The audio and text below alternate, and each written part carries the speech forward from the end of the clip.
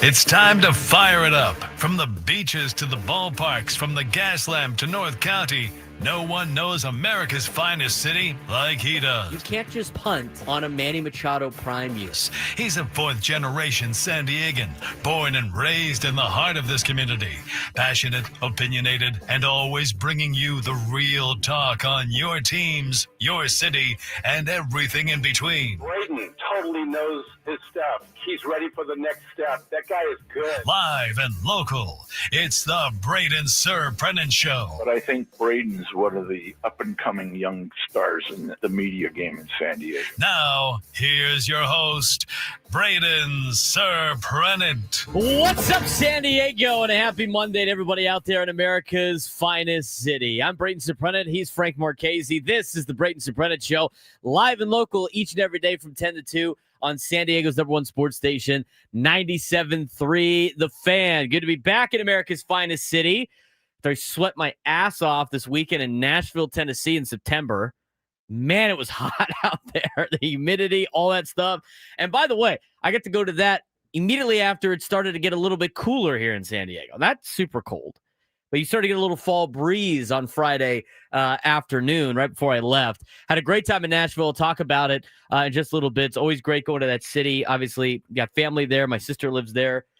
Easy way to go out and visit when the team that you coach high school football-wise has a bye. This is where I, in the fall, could go and make trips for college football and the NFL and everything like that. So this weekend, I went to Nashville, got to watch Tennessee and Georgia at a Tennessee watch party in Nashville. That was fun until the sophomore kicker missed the field goal. We'll talk about that later on in the show when we talk college football. Went to an NFL game yesterday, Titans and Rams.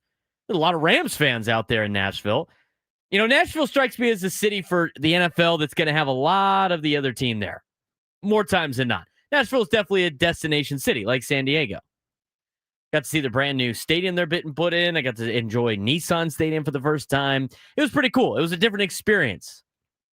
I've now been to a handful of NFL games outside of San Diego, and there's a couple of takeaways that I have in comparison to when the NFL was here in America's finest city. We'll talk about that later on. Didn't get to dive too much in the food out there in Nashville. Went to enough of the bars on Broadway. Get to check out the new bars on Broadway, which is super fun. And again, we'll talk all about that in just a little bit. I thought college football was fun on Saturday afternoon. I thought the NFL yesterday was great, even though I was watching only the Titans and the Rams from my seat. And again, sweating. It was so hot. I'm going to be that Texas heat that I used to deal with on a daily basis. But overall, it was a fun trip. Got to spend time with family. Got to spend time with some friends that moved out there. And overall, it was a great trip to Nashville. And again, we'll talk about that later on. Let's talk about the Padres, huh? That's always where we got to start on a Monday. I mean, we can talk about a lot of different things in college football. There's a lot of things to talk about with UCLA, how awful they are, how it affects the rest of California when it comes to college athletics. I think there's a glaring problem for California schools right now in college athletics. I think everybody in California is about to get left behind in college athletics.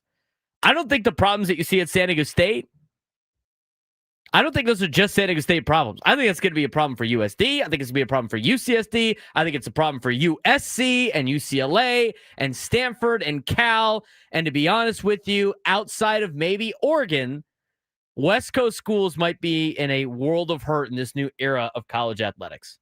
It just might be the case. We'll talk about that later on. We're going to dive into, San Diego FC had a little bit of a bounce back, or a setback when it comes to a loss over the weekend to Minnesota. We'll talk about the NFL overreactions. We'll get you the whip around at noon. We'll talk some high school football. There's some big games in high school football this weekend, too, that we want to dive into. And, of course, we're going to talk a lot of Padres baseball. All right, let's start with the Padres before I got distracted and started throwing out some other topics that we're going to get to later on in the show. Padres did what they needed to do against the Colorado Rockies. They took 3 out of 4. And overall, that was kind of the goal from the get-go, was they need to take 3 out of 4. Assuming you were ever going to sweep teams is always a fool's errand. And when talking about trying to come back into playoff races, you're talking about series. Well, guess what? The Padres have 4 series left. They have 4 series left. Their magic number to make the postseason is now down to 6 games. Brewers have made the postseason. Phillies have made the postseason. Dodgers' magic number is 5. Cubs is 4. Padres is 6. And then the Mets and the Giants, maybe the Diamondbacks and the Reds, are battling it out for that final spot in the standings. Padres have now built themselves up to a point where they are, as I mentioned like 2 months ago, they're going to be in the playoffs. People still think they're going to just blow this thing. There's 4 series left, guys. They have a massive lead. They have a 5-game lead on just the Mets. And the Mets have a 1.5-game lead on San Francisco. The Padres already won the tiebreaker over the Giants, so they really have a 7-game lead on San Francisco with 4 series left to play. The Padres are in the playoffs. Now, here's the deal. They sit 3.5 games behind the Cubs. Cubs play tonight. Padres don't play. That will be that half game that they make up. So obviously, hoping the Pirates win. But with 3 games left, or 3 games behind Chicago and 4 series left, again, looking at every single series as we got to win, they got to lose if we want to make up a game. That means the Padres got to win these 4 series in a row against the Mets, the White Sox, the Brewers, and the Diamondbacks, and the Cubs have to lose 3 out of their next 4 series. That's how you get the 4 seed. That's how you get the 4 seed. That's going to be very difficult to do. I find it to be very difficult to do. I think the hardest series in there is the Brewers series. I think the second hardest series is the one you're about to play against the Mets because their backs are against the wall. And, you know, I'm sure Frank, watching the Mets all the time, will be a little bit skirmish about the fact that the Padres, to me, I think it's going to be difficult to beat the Mets, but they have their back against the wall. I don't care how bad the Mets have played over the last month and a half. The Padres do poorly against teams that have nothing, that literally are on their dying breath. So this series scares me a little bit, not as much as the Brewers series, even though that is at home next week. The White Sox series does not concern me at all. If you're losing multiple games to the White Sox, it's going to be a rough October for you anyway. And the Arizona Diamondbacks at the end of the year, I know they're like kind of back into the race. They got Nabil Krismet starting games right now. I'm not overly concerned about the Diamondbacks. By the way, by the time you get to the Arizona series, you're already going to be in the postseason. I mean, you're going to have the official little X next to your name by the time you play the Diamondbacks. So in terms of rank of concern of series the rest of the way, it's the Mets series, or sorry, say the Brewers, the Mets, then the White Sox, or really the Diamondbacks, then the White Sox. In terms of area of concern. Okay, so those are your 4 series left. Now, for the Chicago Cubs, there are no more 4-game series, or there's one more 4-game series yet they have to worry about. They got Cincinnati this weekend. The Cubs have the Pirates, they have the Reds, they have the Mets, they have the Cardinals. They have to lose 3 of those 4 series. And then you tie.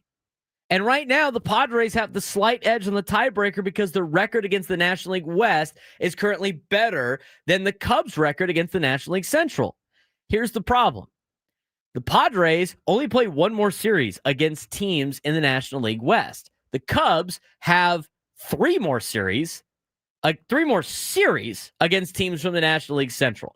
So that could drastically change if the Cubs do very well. But if the Cubs do very well, then you're not going to have to worry about the tiebreaker because you're not going to catch them anyway.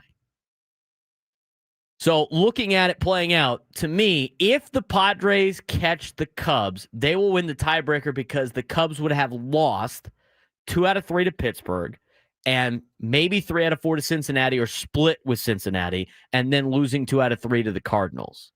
So if they were able to catch the Cubs, the Padres would have the tiebreaker over Chicago. So that's something to watch for. But again, think about this weekend, what happened. Padres took 3 out of 4. That's great. But they didn't really make up any ground in the standings because the other teams in that they were competing with also won their series. Dodgers took 2 out of 3 from the Giants over the weekend. You thought, hey, look, the Giants, hey, walk-off grand slam. This is great. They're going to get the Dodgers. No. The Giants don't have what it takes to beat the Dodgers as many times as the Padres would need them to beat the Dodgers. I do think it's scary for LA that San Francisco could potentially, if they get the 6th seed, have to play them in the playoffs. I think that might be a little scary. The Giants usually play them tough, but the last 2 games, just crazy. So you look at how it plays out. Think about what happened this weekend. The Padres took 3 out of 4 from Colorado, and the Dodgers took 2 out of 3. You didn't gain any ground. You're 2.5 games back from LA. Again, you have to win series. They have to lose series. They have to lose to Philly this week. Okay? That's 1. 2.5 games back. They have the tiebreaker, so you have to outdo them by a game, which means you're really 3 games back. So you're kind of in the same situation as you are with the Cubs. So in order for the Padres to win the division, which a lot of people still are holding out hope for, I think it's a pipe dream at this point. Padres fans still holding out hope. They see the 2.5 games back, and they're like, hey, it's so close. It's really not. Dodgers got the Phillies this week. Any type of the Dodgers getting swept is going to help you out tremendously. That changes things. But I don't think that's going to be the case. They got the Phillies at home. Okay, they lose that series, and you win the series against the Mets, you pick up a game. Now you're a game and a half back. You hope that they go 2-2 against San Francisco or potentially lose 3 out of 4 to the Giants, and you might have a chance. But again, you still continue to have to win every series from here on out. And then they got Arizona and Seattle. They might lose it. There might be a chance where Seattle, and right now Seattle is still really playing for a playoff spot. They are leading the division right now in the American League West. They have a game lead on the Astros. They will probably be playing still for their livelihood at the end of that spot. I mean, but that's asking a lot for the rest of the, American League and dealing with the Seattle Mariners, where they're going to go after the Dodgers in the final 3 games of the season. Arizona has given the Dodgers fits in years past, but you look at the final 4 series. Again, you're really 3 games back of LA because of the tiebreaker, because they get that half game extension. They have to lose 3 out of their next 4 series, and the Padres have to win all 4 series. And it gets a little bit of a gray area when it comes to the Giants series in the 4-gamer. So if you look at it, you hope the Dodgers lose to the Phillies, the Diamondbacks, and the Mariners and split with San Francisco. That is what you're hoping happens in order to catch them. That is assuming you don't sweep anybody and you win every series against the Mets, the Brewers, the White Sox, and the Diamondbacks. No series losses, no sweeps being talked about. It's not super crazy. Okay, it's not super crazy. I just find it to be highly unlikely. I also think it's better to be a 4 seed than it is to be the 3 seed, but even the 4 seed right now, same thing. You start looking at what the Cubs have to do. That's 3.5 games back from Chicago. You hope they split with Cincinnati, which you'll get that half game back, assuming you win your series. And they lose to Pittsburgh, New York, and St. Louis. It's the same deal. So you're right now, in order to make the playoff, you're hoping that the Reds and the Cubs split, and the Cubs lose to the Pirates, the Mets, and the Cardinals. That's to get the 4 seed. If you want the division, the Dodgers and the Padres have to win all 4 series remaining, and the Dodgers have to split with San Francisco and lose the next 3. I'll have official numbers on that when we come back. But it's kind of the situation going into this week. You got an off day today. They traveled to New York. I think they traveled to New York last night. And they got a Mets team that has got their backs against the wall. And we'll see what kind of Mets team shows up this week as they try to now hold off the Giants and the Diamondbacks and the Reds for the final spot in the wild card series. We're going to talk more about what happened over the weekend. It wasn't pretty most of the time, but the Padres got the job done. Okay, they took 3 out of 4. At the end of the day, you don't care about style points anymore. You're trying to win games, get that clinching spot for the playoffs. Frank and I will discuss what we saw over the weekend with the Padres and a couple other news and notes for you about what we saw this weekend that might affect how the Padres play in October. We'll talk about that when we return on the Braden Surprenant Show, live and local each and every day from 10 to 2 on San Diego's number 1 sports station, 97 through the Fan.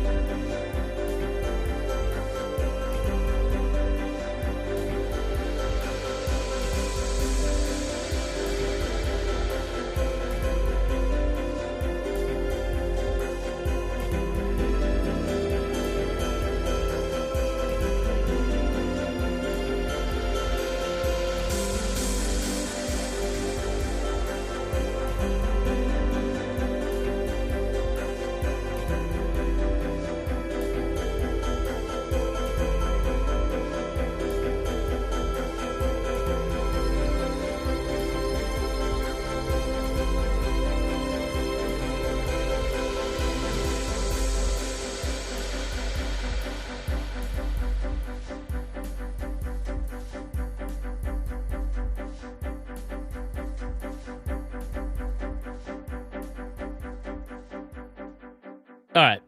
I don't know how I find all these websites all the time, but I find them. Get your head out of the gutter. Playoffpredictors.com. Go mess around on there if you want. Essentially, the Padres, exactly what I laid out in the last segment. So, everybody's looking at the games back thing, right? Padres are 3.5 games back of the Cubs, and they're 2.5 games back of LA. Both the Cubs and LA have to do the exact same thing in order for the Padres to catch them. Okay, and this is assuming no sweeps, and this is assuming not getting swept. I think that's the easiest way to figure out, like the most realistic way to discuss whether or not you could catch a team or not. Okay, you can't live and die with every single game because it's like, oh, well, we won the day and they lost and we gained the game, but then the next day we ended up losing, and stop doing that.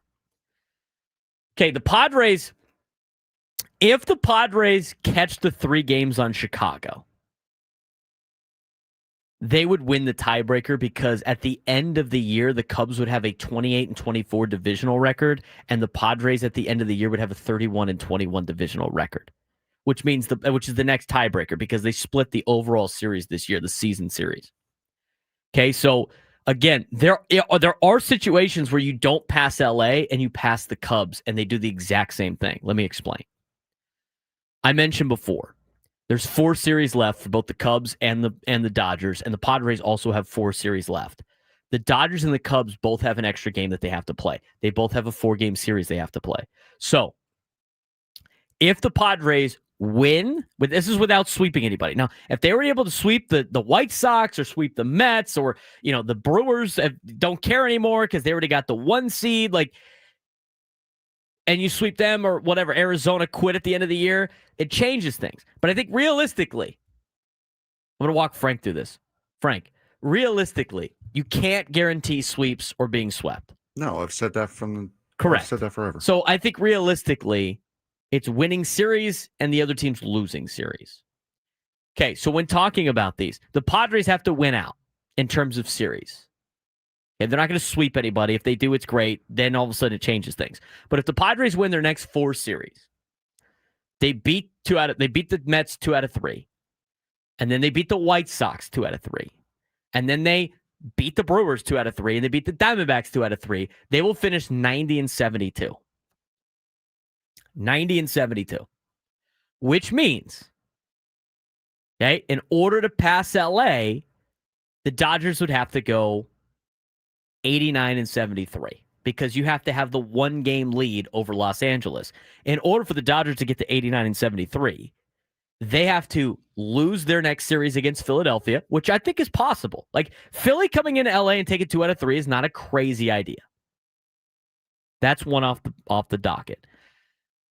They don't have to lose 3 out of 4 to San Francisco. If they split with San Francisco in the 4-game series, you're on pace. And then the Dodgers have to lose 2 out of 3 to Arizona, which I think is a difficult one, but it's in the desert. It's possible. And then they would have to lose 2 out of 3 to the Seattle Mariners. If the Dodgers lose all 3 of their next 3-game series and they split the 4-game series against San Francisco, the Dodgers will finish 89-73. Padres would have the 3 seed. Now, let's talk about the Cubs. Let's just say the Dodgers take 3 out of 4 from San Francisco. That would put them at 90-72. They win the tiebreaker over the Padres, which means they get the 3 seed. And now the Padres are battling with the Cubs. Again, if you want the 4 seed, which I think is more valuable than the 3 seed. Again, this is all about seeding. Padres look like they're going to be locked in a 5 seed or better at this point in time. They have such a big lead on the Mets. Okay, we'll see what happens here. They got 3 games against the New York Mets, which makes things a little bit more complicated. But let's talk about the Cubs for a second. The Cubs have to do the exact same thing as the Dodgers in order for you to pass the Cubs. You're like, well, how may that be? 3.5 games behind Chicago, only 2.5 games behind LA because the Padres would have the tiebreaker over the Cubs. So the Cubs have to lose 2 out of 3 to Pittsburgh. So again, in order for the Padres to pass the Cubs, they would have to go 90-72. Both the Padres and the Cubs have to go 90-72 because that's the minimum. of like we're tying and therefore we win tiebreaker. So in order, if the Padres win the rest of their series, they win their 4 series in a row with no sweeps, don't get swept. We're not talking any sweeps because it's hard to do. Okay. Padres take 2 out of 3 for the next 4 opponents, get them to 90 wins. Cubs, to get to 90 wins, would have to lose 2 out of 3 to Pittsburgh. They'd have to split Cincinnati. They'd have to lose 2 out of 3 to New York, and they'd have to lose 2 out of 3 to St. Louis. That puts the Cubs at 90 and 72. That puts the Cubs at a divisional record of 28 and 24, which the Padres would beat because they would be 31 and 21 in the division, in their division, which is the next tiebreaker after head-to-head. Padres and Cubs split this year on the season series, 3-3. Padres, they then go to the divisional record. What do the Padres have compared to the Cubs? Padres at 31 and 21 is a better, at that point in time, at the end of the season, would be a better divisional record than the Cubs at 28 and 24. And so then the Padres would have the 4 seed in the wild card. The Dodgers wouldn't. The Dodgers have the 5 seed because they would be 89 and 73. Now, if the Dodgers take 3 out of 4 from San Francisco and they win 90 games and everybody's tied at 90 games, and I'll throw it into playoffpredictors.com. You can go find it. They have all the little logos and you can pick through it yourself. Okay, let's say the Dodgers take 3 out of 4 from San Francisco. All of a sudden, the Dodgers get the 3 seed because they win the tiebreaker of the Padres. Padres win the tiebreaker of the Cubs. They got the 4, which means they would host Chicago. And the 6 seed right now would still be the New York Mets. I haven't put all their games in, but again, that's kind of where it would be. So that's what you need to see, all right? If you want to catch the Cubs, this is what you're rooting for. If you want to catch the Cubs, they got to lose 2 out of 3, all 3 of their series, split in the 4-game series. If you want to catch the Dodgers, exact same thing. They got to lose 2 out of 3, all their 3-game series left, split with the Giants in the 4-game series. Padres have to win every series from here on out. That's how you don't get the 5 seed. That's how you catch other teams. Hopefully I explained that as well as I could. But that's where you want to be. Okay? If you're thinking about the division, that's what you got to do. So think about that for the second. When you start looking at it's only 2.5 games back. That's how you catch 2.5 games when you don't have the tiebreaker. They're only 3.5 games back from Chicago. That is how you catch a team that's 3 games in front of you. 3.5 games in front of you. Seems a little bit more difficult than just winning 5 straight games and then losing 5 straight games, right? Yeah, this is how you gradually catch somebody without asking for a sweep or something catastrophically bad to happen to a team. You know, a team pulling a Mets and like losing 8 straight games is not common. It's not common, as I laugh at Frank's face. That's tough, dude. I knew it was bad when he sent the SpongeBob meme of Squidward giving a bat to a customer and said, please hit me over the head as hard as you can. And Squidward was wearing a Mets hat.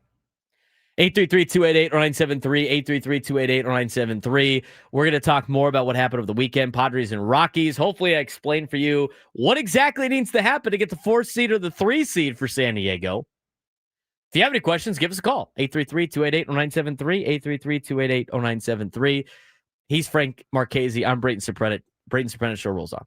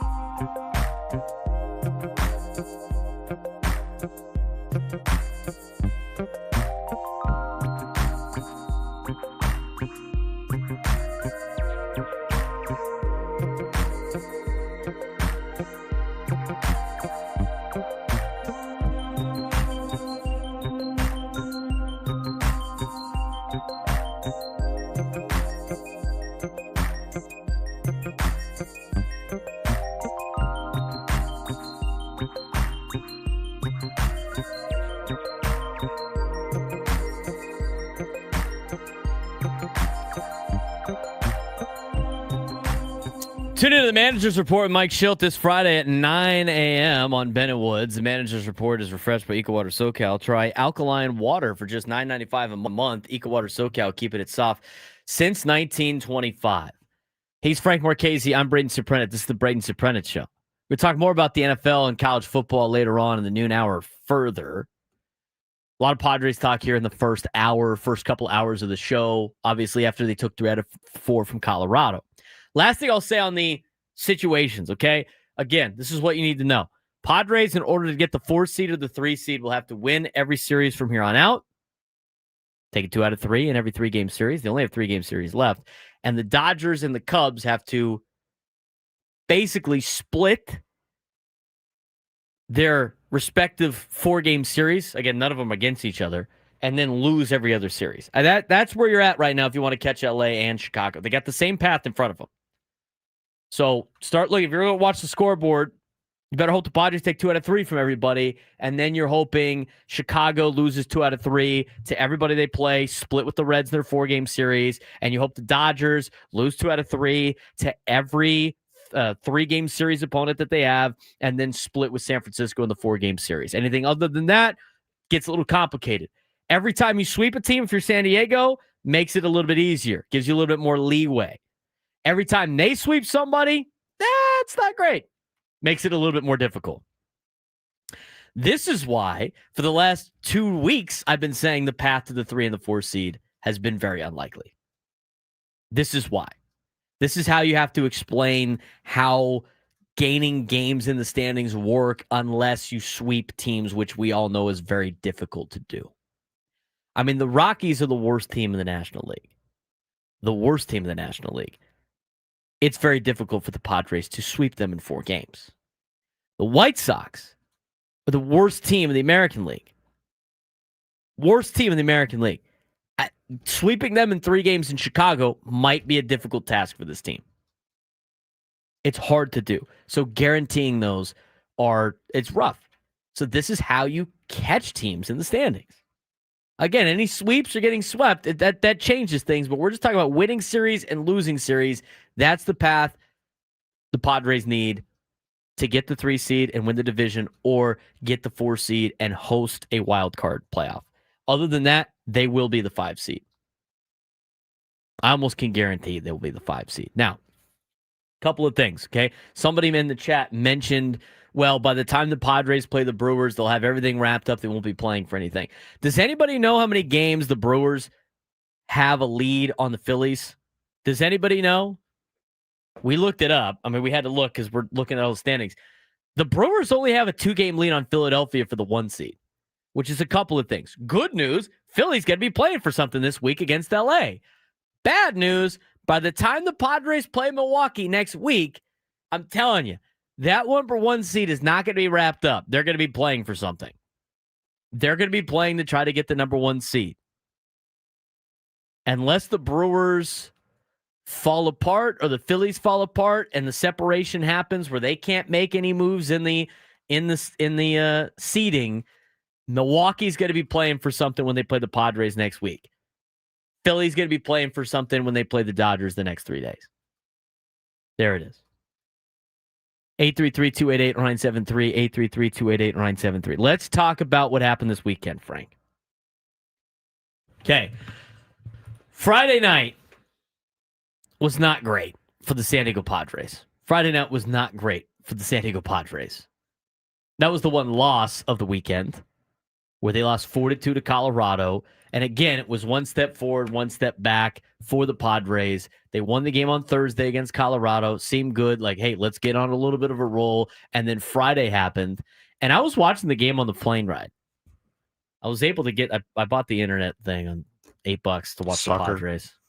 You know what? Not a sucker, because I got to watch Granite Hills play Mission Hills on the phone as well. So you know what? Who's the sucker now? Maybe still me, because I fell asleep on the plane ride. Yeah, it's still you.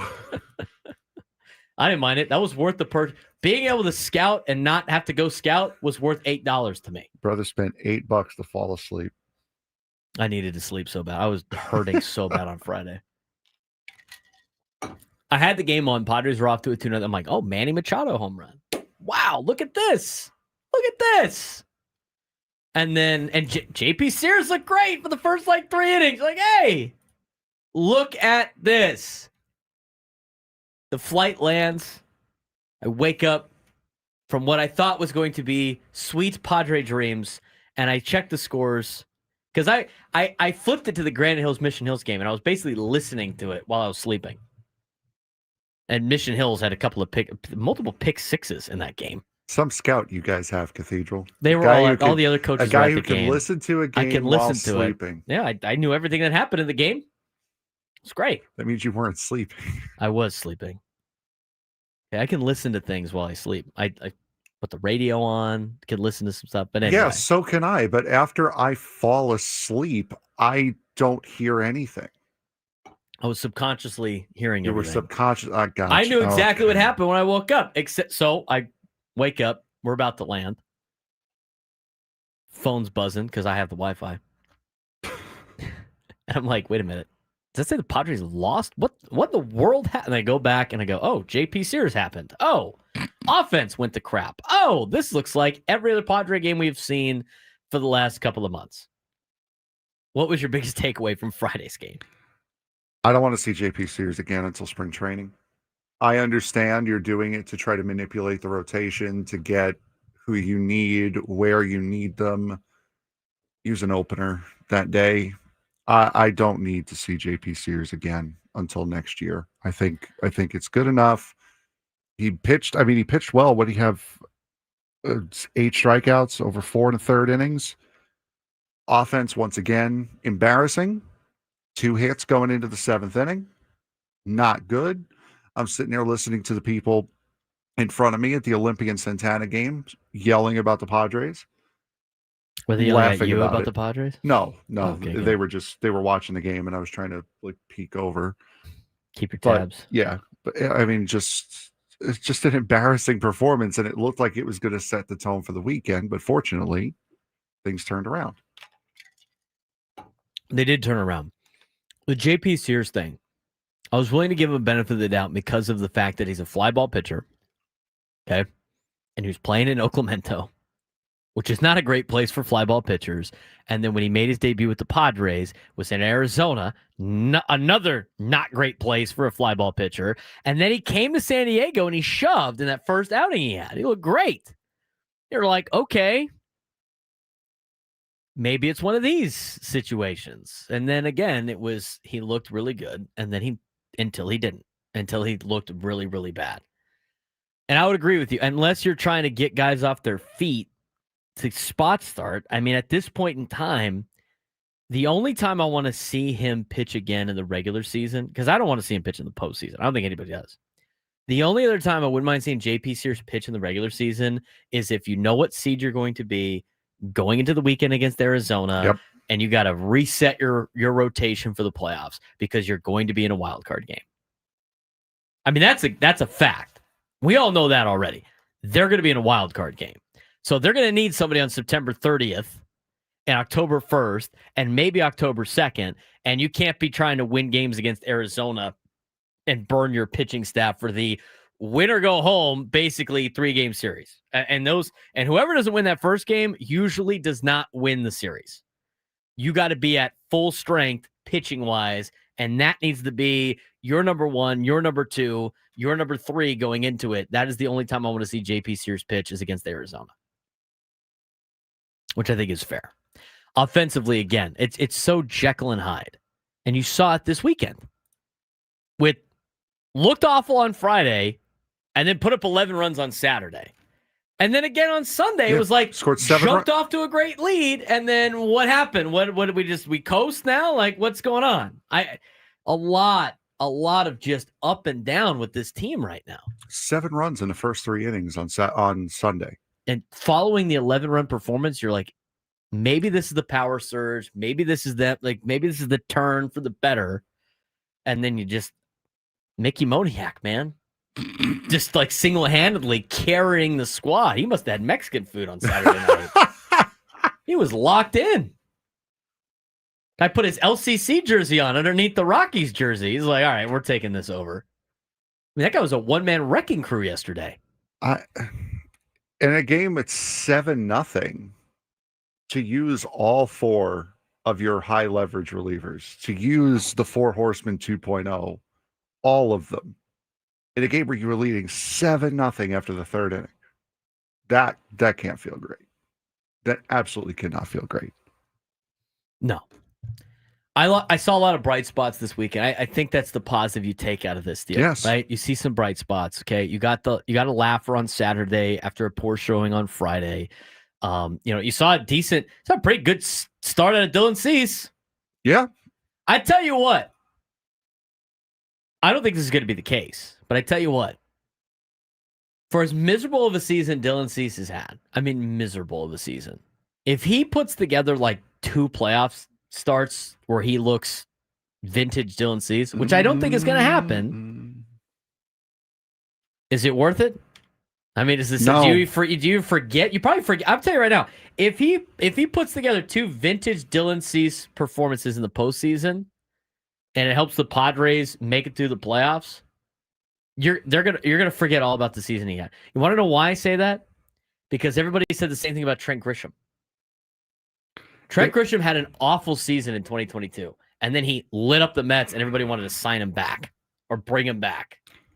He's got to do it in the postseason, though. He can't have vintage Dylan Cease starts leading into the postseason. He's got to do it in the playoffs. I said if he does it in the playoffs, do you forget about his entire regular season? I bet you forget about his entire regular season. It puts a shine on it, but when it comes to paying the guy, which I know we don't have to physically do, but when it comes to paying the guy, you can't. You can't forget about the regular season. I didn't say pay him. I'd slap on the ass and be like, thanks for the memories. All right, we'll see you. Yeah. Go have fun pitching for the Mariners. I think it would. I bet you if he has like 2 starts in the postseason where he goes into Cease from the White Sox, like early White Sox days, people would totally forget about the regular season he had. I can see, and you know who else will? Some team that gives him too much money. Yeah, maybe it might just be me reading too much into things because I tend to do that. Him throwing 109 pitches on Saturday, to me, tells me they're not trying to save him for a postseason run. Like they are using what they can get out of him now to where maybe he gets 1 start if you go to game 4 in the divisional series, if you make it that far. So I have a feeling they are going to throw his arm off now, and then he's going to get like 2 weeks off, or possibly the entire offseason. That's kind of what him throwing 109 pitches on Saturday night tells me. He's always been a guy that posts, though. I mean, no, I understand that. I don't think they're saving him for anything. But again, if you think you're going to use him in the postseason, I could see Michael King having short outings now because he's trying to come back from injury. I could see them trying to shorten Nick Pavetta's starts now to try to save some bullets for the postseason because he's going to be one of the guys that you're heavily relying on. To throw Dylan Cease 109 pitches, which I think is the most he's thrown all season. If not, it's 2 or 3. That to me means they're going to give him some time off because they're going to look for him in the divisional round, at the back end of the divisional round. Which means they, I think they're all going to get. I don't think any of those guys are pitching against the Diamondbacks the final 3 games of the year. I could see Dylan Cease being one of the guys that does. I bet you Dylan Cease pitches against the Brewers and then he doesn't pitch again. I'd be shocked if King, Pivetta, Cease pitch against the Diamondbacks. I would be shocked if King and Pivetta do. Cease, I can see, because I mean, you could throw Yu Darvish as your game 3 starter. So I would be more surprised if I saw Darvish start against Arizona than Cease. Cease could probably go on that Saturday. I think they might set Cease up where he is the game 1 starter of the DS if you go 3 games in the wild card. Yeah, you'd have to use him. I think that's what he is. You would have to use him. That's what he is in this playoff rotation. You go game 1 with Pivetta or King. Game 2 with whoever you didn't pitch game 1. So that would mean him probably opening up the Arizona series. And then you go with Darvish as your, if you have to go to game 3 in the wild card.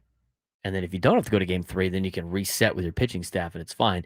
But if you do have to go to a pitcher in game 3, then Cease is your 1. Cease is your 1 in the divisional series, who at that point would be the Phillies.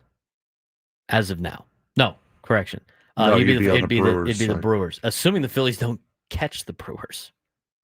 Remember, the Phillies are only 2 games back from Milwaukee. People have forgotten about that. They're only 2 games back from Milwaukee. And for everybody that says, like, well, Milwaukee might have hit their peak a little too early, this would be kind of a problem then if you don't want to play Philadelphia as the 1 seed. I'd much rather play the Brewers in the divisional series than Philly. Now, I'll tell you that right now. We were both very big proponents for Manny getting a day off.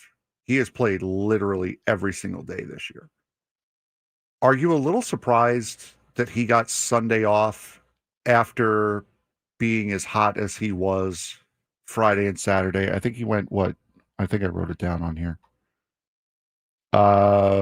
He was 4 for 6 with two home runs and 4 RBIs and 4 runs scored on Friday and Saturday. And then to get Sunday off, that to me felt like odd timing. It felt like you're cutting his momentum off a little bit here. He needs the day off, and this is the perfect time to give him a day off. He's getting 2 days off now. Yeah, but it feels like cutting the momentum down. Well, he was going to get Monday off anyway. Right. So, like, and here's the thing with Manny. I don't know for a fact, but I have a very large hunch that any move that involves Manny Machado, whether it be him DHing or playing third base, Manny's earned the right to approve it. I think that this is definitely a conversation that is had with the coaching staff and Manny, or with the front office, the coaching staff, and Manny. But just thinking about, so that is a conversation. Let's just say that conversation happens on Thursday. It's like, we're going to give you a day off. When do you want it? Sunday. Okay, fine. Day game after a night game. Relax. You get back-to-back days off. Understandable. If you're a guy who wants to be on the field every day the way Manny is, wouldn't you go, hey, I'm kind of hitting the ball real good right now. Can we push that day off to a little bit later? I'm kind of feeling myself right now, and I want to keep this momentum going. What is better? I mean, I think there might be something to be said about him figuring it out and then getting a day off. I don't know. I mean, I'm not a professional baseball player, so I don't know. Could be more. I think the answer to that will probably come tomorrow night. Because if he goes over 4 tomorrow night, then we're probably going to be looking at the Sunday day off and going, maybe you shouldn't have taken that. If you were trying to figure your stuff out as much as Manny was, I think him being off during him mentally trying to figure out what's wrong would probably actually do more damage for Manny Machado than him figuring out and then getting a day off. Because think about it. I mean, 2 games isn't necessarily figuring it out, though. Yep. Well, it's enough. A sign. It's enough. He didn't even have anything close to those 2 days for the entire month. But if they were to give him the day off before that, and he's sitting there on the bench just thinking about how am I going to fix? Oh no, that might be even worse than just Manny being like, you know what? I feel good now. I'm going to take a day. I'm going to let my body rest. I know what I have to do, and I'm going to get after it on Tuesday. I honestly think that might be a little bit better. I'm not suggesting that they should have given him the day off sooner while he was in the slump. I'm just saying my thought would be, okay, I'm hot right now. I'm feeling it. The team's playing well. Let me get back in there. Let me keep this momentum going, knowing that I'm going to get a day off anyway. I don't have a problem with a day off. He needed it. He absolutely needed it. But to me, it just felt a little odd, the timing of it with, okay, now I'm starting to get it. I want to keep this momentum up because I have been so down for so long. Let me keep building on this, knowing that I'm going to get the day off anyway. But based on that logic, you talked about he shouldn't have been given a day off in the slump, but then at this point it's hot. He has to get a day off. So you're going to have to pick a time. To me, it's better after he has a couple of days where he's hitting a lot better than maybe in the middle of his, said slump, especially if he is turning it down. So, and with the scheduled day off, I think it's probably the perfect timing, honestly, because now he gets 2 days off. Yeah. I wouldn't be surprised if he DHs on Tuesday. I just thought the timing was a little interesting on the day off. That's all.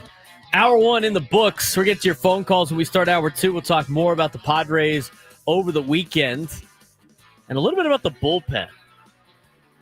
Padres found some power in the wake of some slumps, but also the bullpen. What is the bullpen trust level for October? We got some stats to talk about when we come back. Braden Surprenant Show.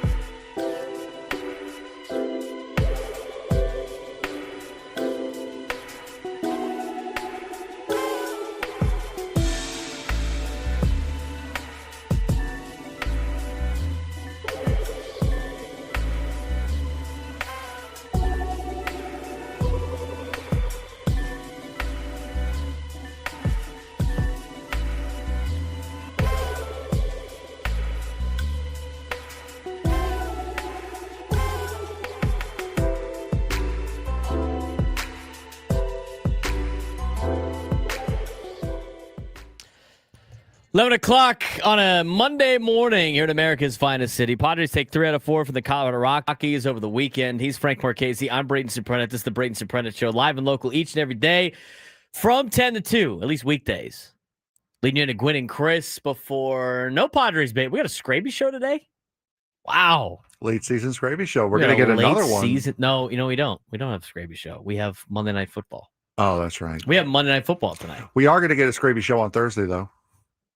It's the afternoon game in New York. Mm-hmm. Yep. I got jury duty on Thursday. That's exciting. Yeah, that's not fun. And downtown is like my spot. Oh, Adam confirms. Partial Scraby show. Wow, we got the pregame NFL show tonight. Second game of the doubleheader, which begins at 6:45. Okay, so we're not carrying both doubleheaders. Taking the second game of the doubleheader, which is the Chargers and the Raiders. Which is the one that the bold prediction this game. Which is the one that okay, go ahead. Bold prediction of the tie, right? Yes. Yeah. Yeah, no, I thought we were saving that for later, but okay. I mean, we'll get to that. People every 15 minutes, dude. We'll be new to somebody when we get to that point. Also, ironically, that was the bold prediction for that game, and then you almost had a tie yesterday in the NFL. Yep. Almost had a tie. Almost. Your teams are just, you're not as locked into the Giants as you are the Mets. No. But if you were as locked into the Giants as the Mets, you would have been having an aneurysm yesterday. Oh, no, I know what happened. I know. I know you know what happened, but you weren't freaking out about it. No, I was too busy getting my my new computer set up. That's right. Ready to go. Had a chance there. 64-yard field goal. It looked like it probably could have been Cowboys made from defense 80. is trash. It'd be nice if they had a D-line. You know what? They kind of need like a D-lineman, like an edge rush guy. They can also kind of play linebacker. And you know what? Kind of a stud. Micah Parsons would look great on that team. He would have been great. And they did actually find a defensive lineman who I will tell you about during the sports thread. Nice. As I was at the Titans game against the Rams the entire time, I was like, you know what this team needs? This team could really use Derrick Henry. They could use a guy like Derrick Henry. And they could probably use a wide receiver that's like as good as a guy like A.J. Brown. Like he'd be kind of good. And also like the coaching is trash. I feel like Mike Vrabel would probably be a good coach here in Tennessee. Oh, wait. They had all those guys. What a poorly run organization the Titans are. It's so bad. I figured out, I was sitting there watching the game, and I'm like, this offense is trash. It is trash. So bad. Why is this offense so bad for the Titans? Wait a minute. Who's that down there with a visor? Is that? By God. It's Mike McCoy. Mike McCoy. Senior offensive assistant for the Tennessee Titans. I was like, that explains it. That's why his team sucks. Jeez, man. I mean, what are the Titans? We're going to trade away Derrick Henry. We're going to trade away A.J. Brown. We're going to fire Mike Vrabel. And we're going to bring in Mike McCoy to be the offensive coach. Senior offensive assistant. Give me a break. What a lousy organization. At least they're building a new stadium. The whole time I'm like, oh, they could have this guy. They could have that guy. They could have this guy. Awful. Awful. Not as awful, though, as probably Clay's Browns. Poor Clay. He was right, though. He was right about Derrick Henry. Derrick Henry at one point had like 6 yards rushing. Browns can shut down Derrick Henry. Browns cannot shut down the Ravens. Clay in the South Bay waiting on hold. Clay, what's going on? How you feel? A tough day yesterday, Clay. Oh, it was a great weekend in sports, though. That's right, Clay. The Padres took series. That's a plus. Ohio State, they look great. Stan looks great. Deep ball from Stan looks great. And then, of course, then my Browns decided to have some kind of, I don't know, offensive ineptness going and letting 21 points get scored in the fourth quarter. Yikes.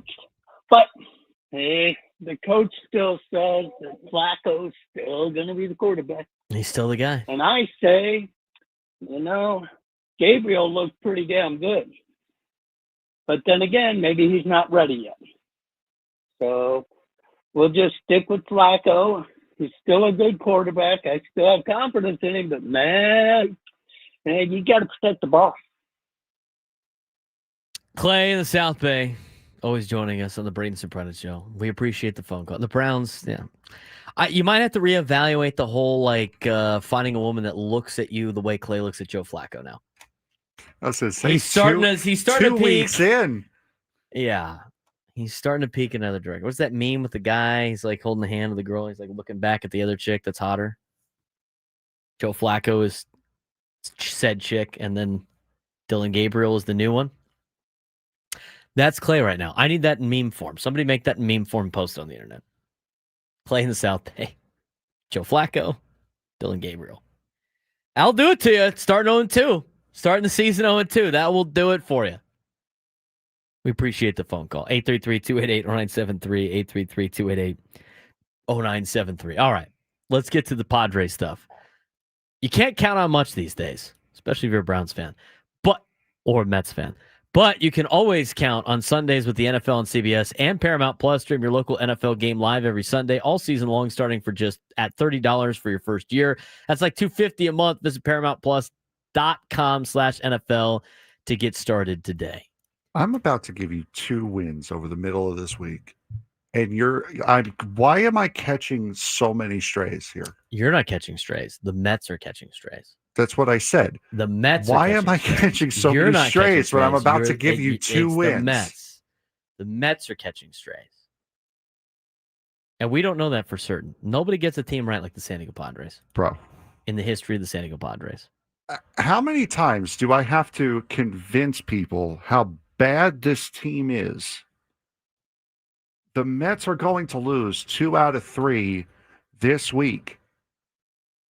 Don't doubt my pessimism for this team, because 9 times out of 10, I'm right.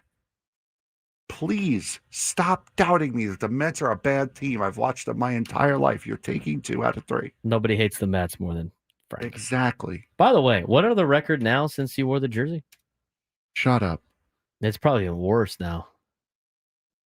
What is? Well, losing 2 out of 3 to the Rangers didn't make it better. No.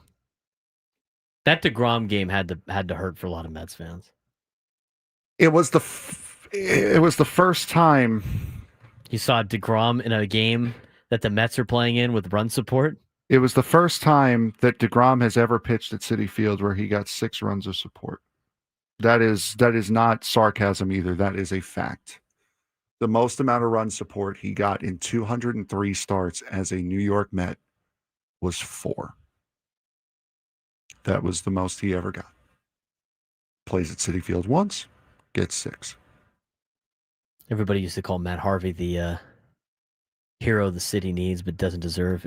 Maybe it was Jacob DeGrom. No, it definitely was Jacob DeGrom. Which, by the way, the Mets held their alumni classic, which every team should do. With Leiter? By the way. Yeah, Al Leiter was there. Mike Piazza was there. It was essentially the 2015 World Series team versus the mid 2000s, the early to mid 2000s Mets.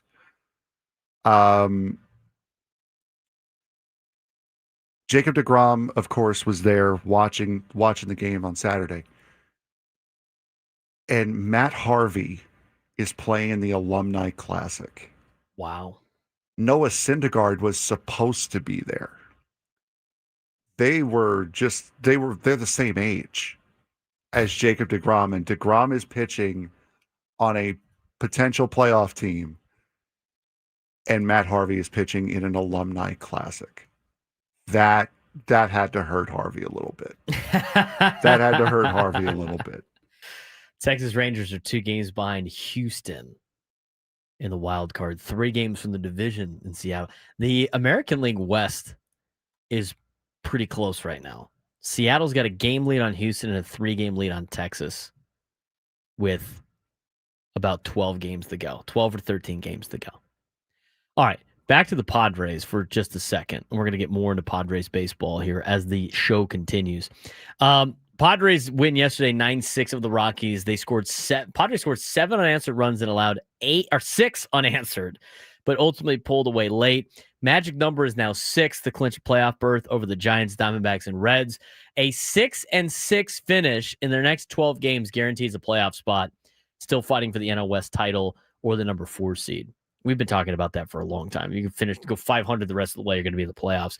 Machado got his first day off of the season after a major slump. We talked about that. He's at 171 with a 502 OPS from August 6th to last week. Back-to-back home runs Friday and Saturday signaled he's heating up again. Likely more rest days coming for regulars to prepare for the playoffs. Fernando and Jackson starting to heat up as well. We haven't really talked about that yet. Yeah, that was a huge sign over the weekend. I mean, those are two getting right. 2 of your most dynamic young players on the Padres, the future of the San Diego Padres with Tatis and Merrill. Merrill, home run in 4 of his past 8 games, 8 extra base hits in that stretch. Fernando, homers in 4 of his past 10 games, 30 stolen bases, 102 runs scored, which is a career high. Mike Schilt calls them as good a duo as there is in the game. When they're both right, I don't think there is a better duo in the game than those two, especially at their age, the positions they play, what they bring, the intangibles, everything they bring in an overall baseball player, from hitting to base running to fielding, all of it. It's hard to argue those two as not being the most dynamic duo of the group. Tatis rebounded from a 4 strikeout game Friday by going 5 for 7 the next 2 games after calling his dad for hitting advice. Jackson Merrill had probably his best game in months on Sunday, right? Yeah, I'd say so. Where did he hit on Sunday? Did he hit near the bottom of the order? No. He hit second. Wow. He hit second on Sunday. Did he hit bottom? Didn't he hit like on lower Saturday? On Saturday, yeah, I think right. he hit 7th, and then he hit second on Sunday. Isn't that where, I don't know, this show has been saying to hit him for like the entire season? Congratulations. Yes, we were Congratulations. Right. You figured out why I made that, and I put emphasis on that. Thank you very much. We've been saying that for like the beginning of the season on. The best lineup is Fernando, and then it's Jackson Merrill. Interesting. Yeah, Merrill in the 2 spot. Why? Because Arise got a day off. Needed with Arise in the lineup one time.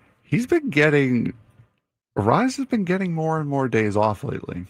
Well, he needs some days off. No, I know he does, but they've been coming a lot more frequently lately. I don't really like Laureano in the 3 spot, but like if you add Manny to that lineup, the lineup's starting to look a little bit more playoff level. I think Laureano's best in the 5. If for my ideal lineup, it would be Fernando, Merrill, Manny, O'Hearn, Laureano. That would be my 5. And then Xander, Jake, Arise, Jake, and Fermin. That would be my ideal lineup. And then Sheets is coming off the bench.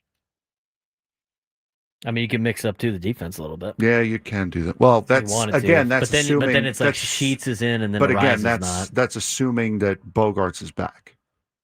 True. That's assuming Bogarts is back. Which, by the way, he's coming back faster than I thought he would. Yeah, everyone's saying he's that. doing stuff like way fast. I mean, I thought for sure you wouldn't be seeing this until like the last week of the season. We kind of, let's say laughed, but scoffed at the whole, I'll be back by the end of the season. Excuse me, you have a broken foot? What?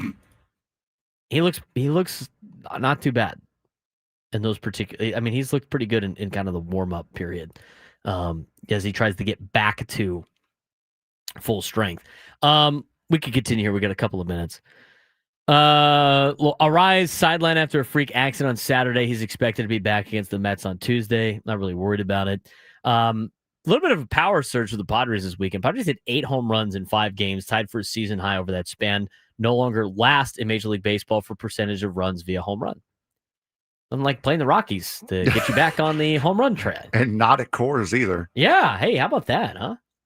Not at Coors Field. I wanted to pull up. I mean, I want to go back to Fernando for a second. Every time Fernando's in any type of slump, a phone call or a direct meeting with dad, guy's locked in again. Yep. That's been the case even the couple of times that he's been on streaks this season. But even before he had the phone call with dad, at least reported by Kevin Acee in the newsletter today, he looked like he was starting to get back to his power mode. And the thing is Eno Saris was talking about this a month ago about the contact point for Fernando, and now how he was hitting out in front of the plate more, and then now when he was hitting at his best was letting the ball travel a little bit more, a little bit different of an approach. You're starting to see more of that Fernando in the last couple of weeks of squaring up the baseball and using power to all fields, and that is the Fernando that if he starts to come about here at the end of the season and in the playoffs, it drastically changes the Padres' outlook, in my opinion. Yeah, 100%. And that's not the first time. Forget about Fernando Jr. calling Senior. There have been times, like I remember my grandfather always told me, whenever Keith Hernandez would get into a slump, his dad would call him, tell him what he's doing wrong, and he'd bust right out of it. So sometimes it's worth that just outside look at what you're doing wrong from someone who's seen you play quite literally your entire life to try to help bust you out of something. And didn't we talk about that with Xander? Yeah. Andrew Jones called him when he was in Boston. Yep. When he was struggling, and Andrew Jones was like one of his favorite players growing up, and he said, find somebody you trust. Find one person that you trust that you're going to listen to, and that is the person that's going to get you through all this stuff. And he picked Victor Rodriguez. There you go. Back in the day, and then all of a sudden, it's like, hey, he knows. Sometimes that one voice is better than like all of these voices, right? It's better just to have one voice talking to you than a bunch of different people giving you your opinions on things. Absolutely. And it muddies the waters because everybody's got a different opinion, a different view of the situation. But interesting enough, again, this is laid out in the daily newsletter today with the Fernando Tatis deal, where he called his dad. Tatis went to sleep at the Friday's game, woke up Saturday, and got on the phone with his dad. Quote, I picked his brain. There was some good back and forth. Tatis popped out on the first pitch he saw that night, and then he became almost impossible to get out for the next 2 days. Hit a full count fastball up and off the plate to the party deck beyond right center field in Saturday's second inning. After drawing a full count walk his next time up, he sent a broken bat single into right field on the 8th pitch of his final at-bat. Yesterday, he singled through the left side on the first pitch he saw in the first inning and singled through the right side in the second inning before walking in the third, hitting a fly ball out in the 6th and lining a single to center in the 8th. Quote, you go from here, Tatis said, putting his palm on the floor in front of his chair and then raising it well above his head. You've got to find a way to go up, and that's why you don't panic in this game. That's why you learn. That's why you talk the game. You see what's happening, how pitchers have been attacking, and then it's about creating the right plan. I feel like I've lived a lot in this game. I've learned you trust yourself to come back the next day and just do it. Him talking to dad, I think, is a big play. Big play for the San Diego Padres. And we'll see how it is. By the way, somebody might have made the meme. We'll show it to you when we come back as we continue our Padres coverage on the Braden Surprenant Show. San Diego Sports Station 97 through the Fan.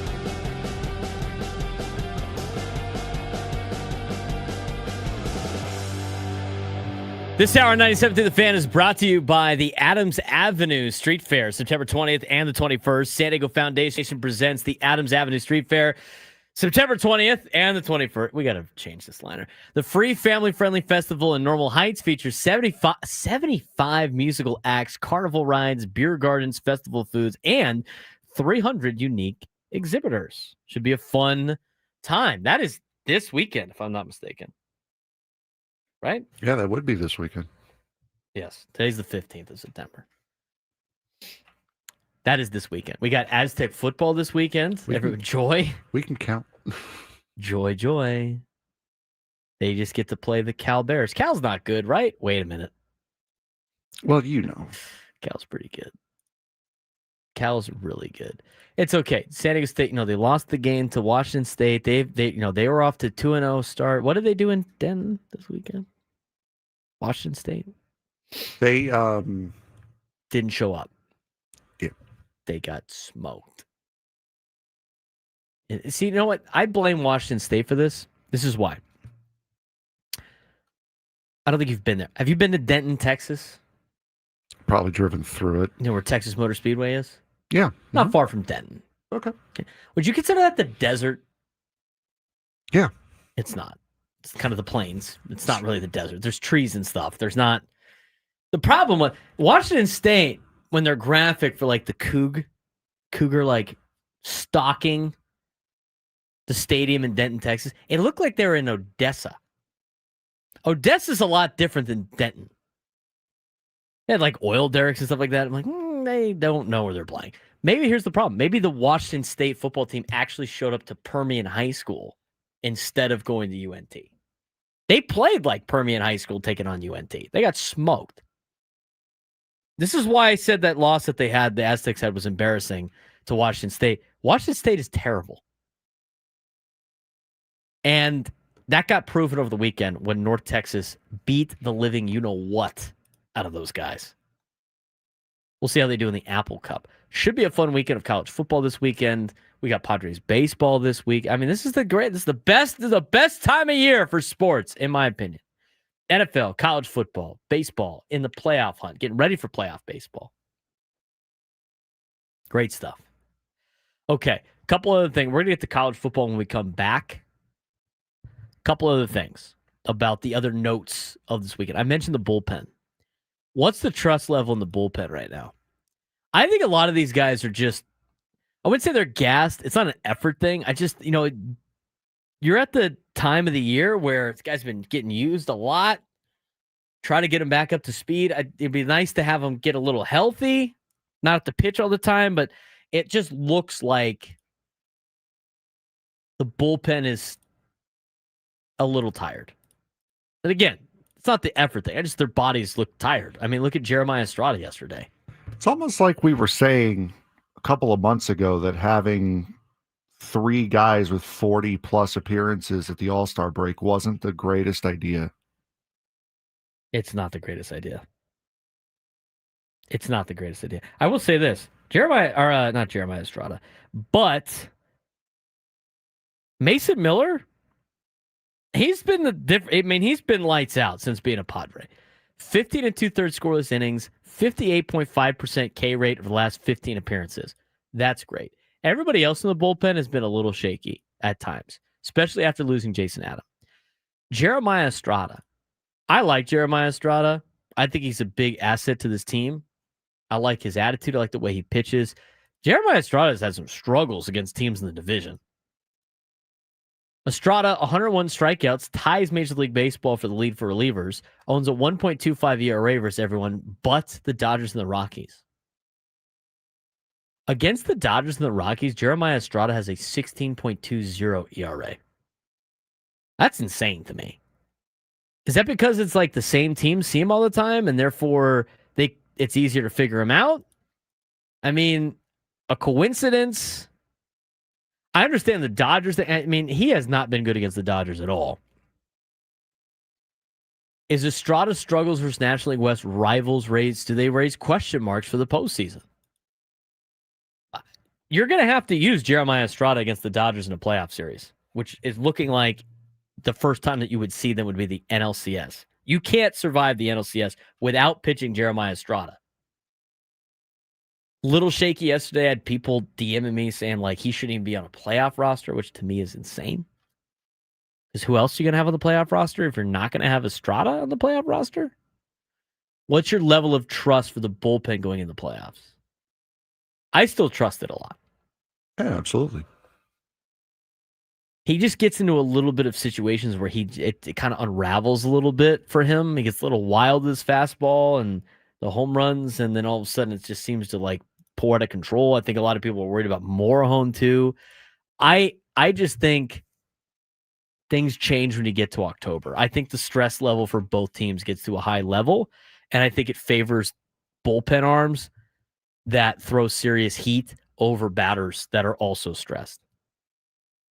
I think the way that the Padres have their bullpen built, I still think is going to be successful for the postseason. And I don't have like this level of like unstress or this level of stress with them in the bullpen, like this untrust level of the Padres bullpen because the last couple of the weeks that they have had. And the bullpen has not been great the last couple of weeks.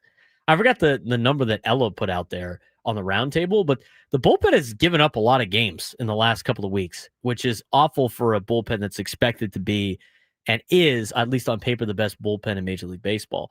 But I will say this, if there's a time for the bullpen to go through a little lull, Frank, now is the time to get it out of the way before you get to October. Yeah, absolutely. 100%. I mean, if you're going to have a struggle, I mean, it doesn't look good to do it against the Colorado Rockies, but I would much rather have them do it now against the Rockies and the Mets and White Sox than I would against the Cubs or the Dodgers or the Brewers or whoever they end up facing in October. I'm not worried about the bullpen. People wanted to worry about the bullpen too. I saw somebody in the chat earlier was like, based on what I saw this weekend against the Rockies, they're not going to win a 5-game series in the playoffs. All right, dude, then don't watch. I know it's kind of extreme, but like if you already knew the outcome and you already know it's going to be bad, why would you even watch? Why would you even do that to yourself? Go watch football. I don't want to tell people to not watch the Padres, but if you're going to be like that stubborn about it, just then don't. Then what are we talking about here? I mean, they do have some. There's a couple of things that need to work out. I like the fact that you're starting to see Fernando get into a groove. I like the fact you're starting to see Jackson Merrill get into a groove. I like this. I love seeing Manny getting back into a groove. I'm not worried about Manny. Manny's going to turn it around, and he looked like he's starting to do that now over the weekend. And we'll see what he does on Tuesday against the Mets. Couple other news and notes for you. Padres are 12-0 when scoring 9+ runs this season. This is all in the daily newsletter from Kevin Acee. Cruz Schoolcraft, first-round draft pick, visited Petco Park over the weekend. That's kind of cool. And Jeff Sanders, if you want to check this out, Jeff Sanders posted one of his clubhouse chatter stories a couple days ago. It had players talking about their first major purchase as professional ball players. So if that interests you, go to the San Diego Tribune.com. You can find that out. 833-288-0973, 833-288-0973. We got about a little bit of time here, so we can take a phone call. Brandon and Carlsbad, you're on the Braden Surprenant Show. What's going on, Brandon? Hey, man. How we doing? It's always good to hear from you guys after a good weekend, like you said, Braden, with that game against Colorado. You know, it's a fool's errand if you think we're going to sweep all four. This is pro sports. Like yourself, like myself, I've worked with pro athletes for over 20 years now of various sports, and we're going to get there. We're going to get there. We've had so many conversations over the season since the Padres threw that first pitch back in March to date. What I want to get at is this, and I tell this to all the athletes that I not only coach in the strength conditioning world, but I also corner fighters, whether it's boxing, mixed martial arts, UFC. I've been at all the highest levels. You're a freaking pro. Go out and act like it. Everyone's got gas in the first round. Everyone's got gas when you first drop into the ramp. Everyone's got gas in the first game. So this is where your true light shines. When it's back to the wall, you got 40 demons coming at you. Your bullpen's tired. You're chasing the Dodgers. Whoopty freaking do. We are pros. We are a good team. We're going to guillotine, man. We're here. We're here. And all I want to hear out of you, Braden, is do you feel the same way? You've worked with athletes. You're a high school coach. You know that, hey, you know what? It's easy to be all gas, no brakes. It's not about starting strong. It's about finishing strong. And I believe that we can. I just wanted to get you and Frank, what's up, buddy? Smile for the camera. I'd say let's go Mets, but just not right now. Anyways, love you guys. Have a great Monday. See you, Brandon. We'll talk about that when we come. I'll answer Brandon when we come back. I mean, that's a lot of, it's different. The postseason's a different animal, and important games are a different animal when you're playing with stress. And the teams that are really good can rise to the occasion, and the teams that are not mentally tough usually flounder. And I think there's something to be said about that with a couple of teams that we've seen in the National League that have really good regular seasons, and then everything goes to bleep in the postseason. We'll talk about that, plus get you an update on how we did in college football picks. Some of us did really well. Some of us got better. Some of us are taking a step back. We'll talk about it as the Braden Surprenant Show continues on San Diego's #1 sports station, 97.3 The Fan.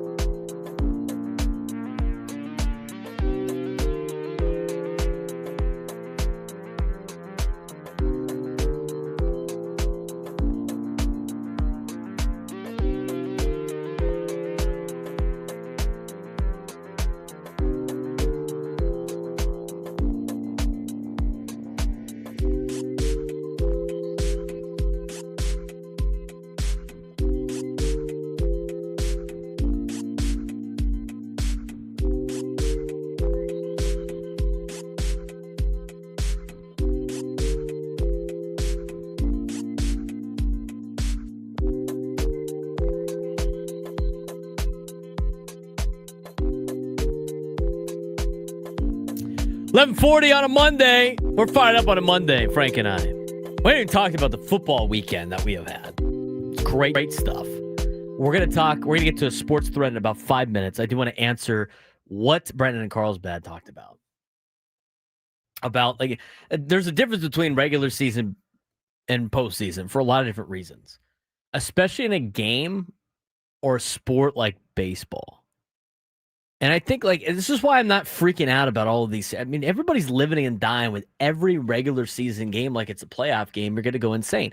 We warned everybody in April about that. Don't do it. Just let it play out and enjoy the ride. Now, if stressing out about baseball games is you enjoying the ride, then by all means, carry on. It's a high stress level. That's a long period of time to be stressed. But everything changes in the postseason. That's why, at the beginning of the year, it was get to the postseason. That was the goal in spring training. Just get in, and it will be fine. And then everybody was like, well, they got off to a 14-3 start to the year, and so now we're the best team ever. So now it's like World Series or bust. Until the Padres have a team that's assembled that's ridiculous in terms of payroll, like the LA Dodgers, I don't think it's a lot of World Series or bust. I do think if they don't advance deep into the postseason with the team that they have, it would be a little bit of a disappointment. But again, the expectations at the beginning of the season were get into the postseason. And I'm not saying that's, good enough. But with the way baseball is and how fluky baseball is and the bullpen that the Padres have, getting in is the biggest goal. Winning the division is icing on the cake. Winning in the division doesn't really do anything. It doesn't even guarantee you a first-round bye right now. All winning the division does is give you the advantage of having a home playoff series in the wild card right now. You can still get that as the 4 seed. There's really not a massive difference between the 3 seed and the 4 seed right now. The difference is who you play in the next round. And to be honest with you, if the Brewers hold off the Phillies, which, by the way, is not a guarantee because the Brewers have a 2-game lead on Philadelphia. If that's the case, it's almost better to have the 4 seed over the 3 seed. You're still hosting a home playoff game. Still hosting a home playoff series.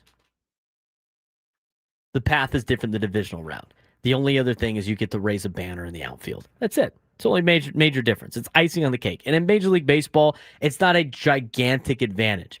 I mean, think about a lot of the teams that have made the World Series the last handful of years. A lot of them are wild card teams.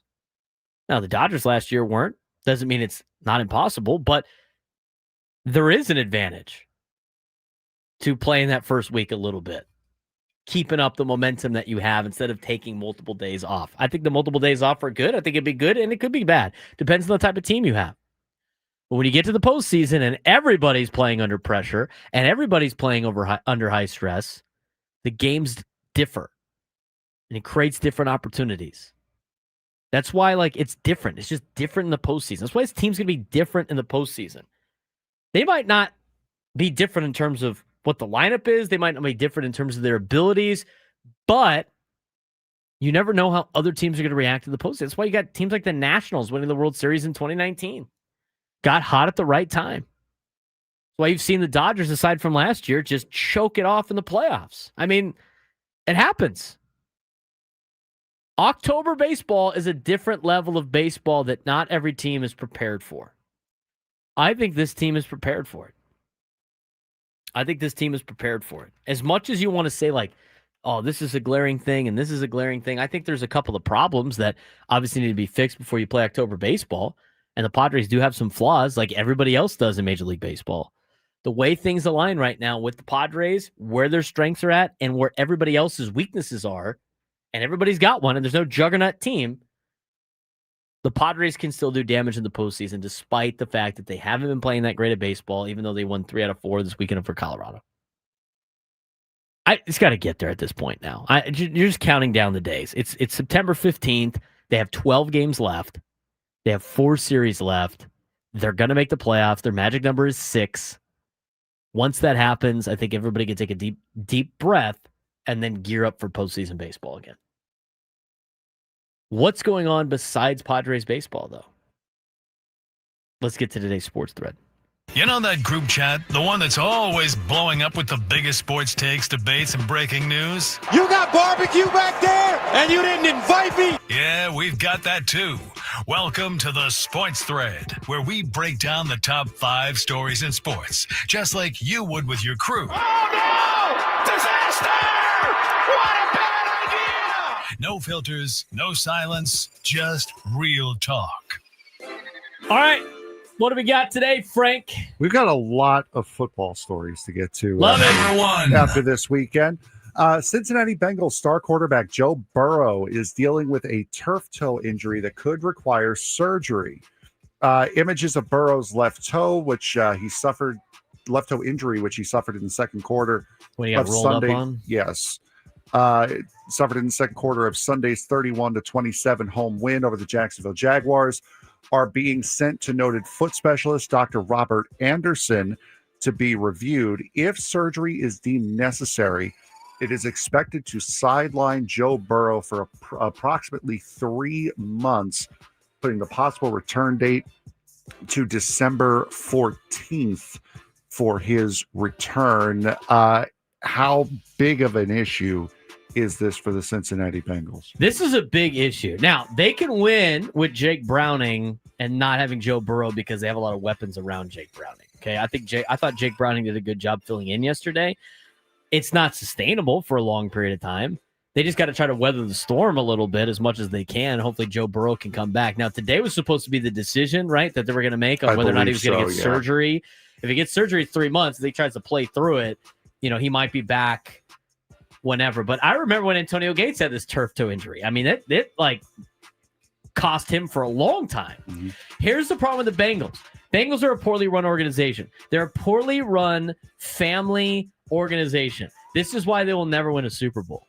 Because instead of building an offensive line to protect your most valuable asset, they decided to go spend a ton of money on wide receivers.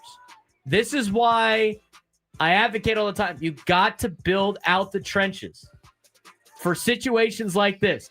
Now, your highly paid quarterback, which is the most important position in football, is out for 3 months because your offensive line was never addressed. You didn't spend the money to protect Joe Burrow. You play stupid games. You are now winning stupid prizes. I'm not surprised. And I know it's a turf toe injury, but it's him getting rolled up on. He took some shots in the first week of the season, too. I mean, they were going to get him killed, and now they don't have him for 3 months. Bengals are a bad organization. They're poorly run. They build their teams based on fantasy football and 7-on-7, and this is the team that they have, one that now doesn't have a starting quarterback. If I'm Joe Burrow, I just get the surgery.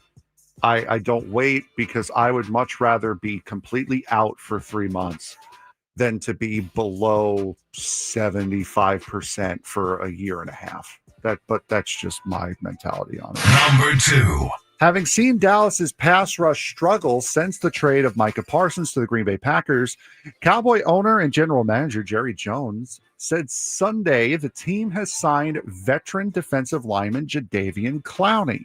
The deal is expected to be finalized today, with the reported deal being 1 year, $6 million. Clowney, 32, visited the Cowboys last week as he looked to join his 7th team since being taken with the number 1 overall pick by the Houston Texans in 2014. How much of an impact do you think Jadeveon Clowney is going to have with the Dallas Cowboys? Minimal. The guy's been on a different team every year since 2019. Yep. He stayed 2 years in Cleveland. He spent 5 seasons with the Texans, and then 1 season in Seattle, 1 season in Tennessee, 2 seasons in Cleveland, 1 season in Baltimore, 1 season in Carolina. He just got signed yesterday with Dallas. He's going to have a minimal impact. Look, he was a first-round pick, number 1 overall pick back in 2014.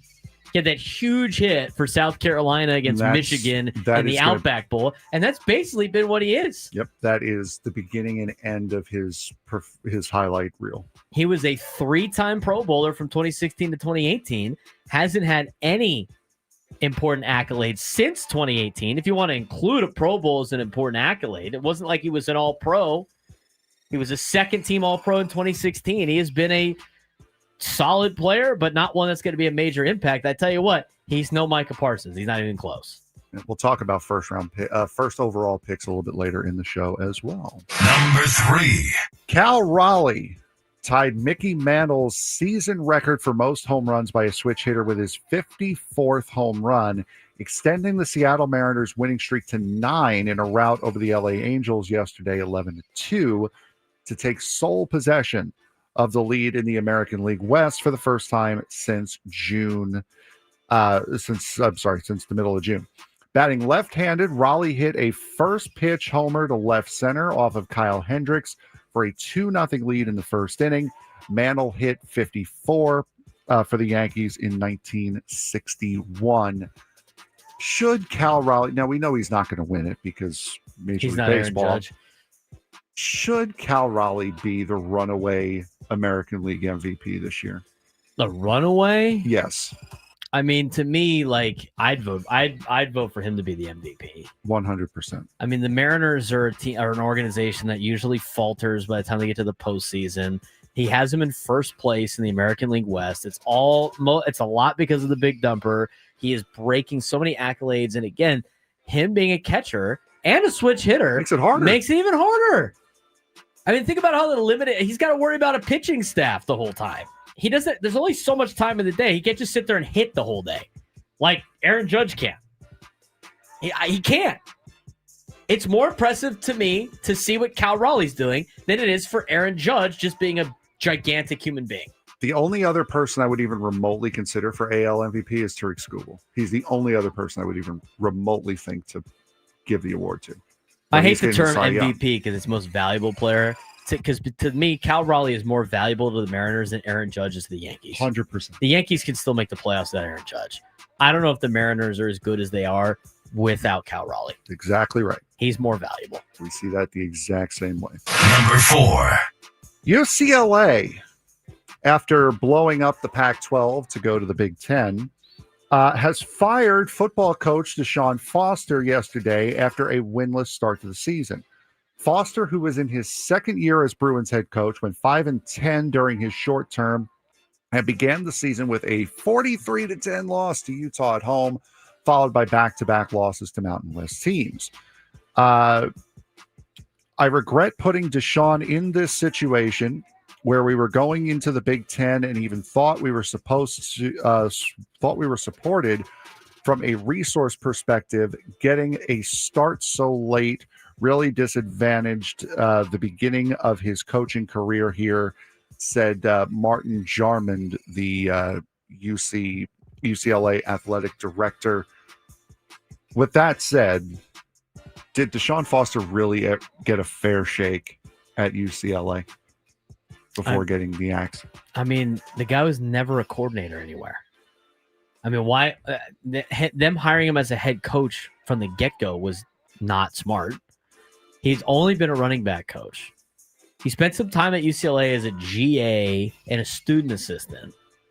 He then went to Texas Tech for a year as a running back coach, and then he was the running back coach at UCLA, and then they made him the head coach. I mean, you can say what you want about like setting him up for failure because UCLA is a mess in general, but he was underqualified for the job. And we're talking about UCLA. Like, this is UCLA football. And they hired a guy with no coordinating experience. And he went 5-10. And none of their games were really competitive. It's more of a UCLA problem than it is a Deshaun Foster problem. But at the same time, you went from Chip Kelly to Deshaun Foster. I don't know what they were thinking. This is what they decided to go with. We'll talk more about UCLA in the next segment. I mean, I don't know what they're doing. I think it's bad news for all California schools. Noon lunchtime hour when we come back.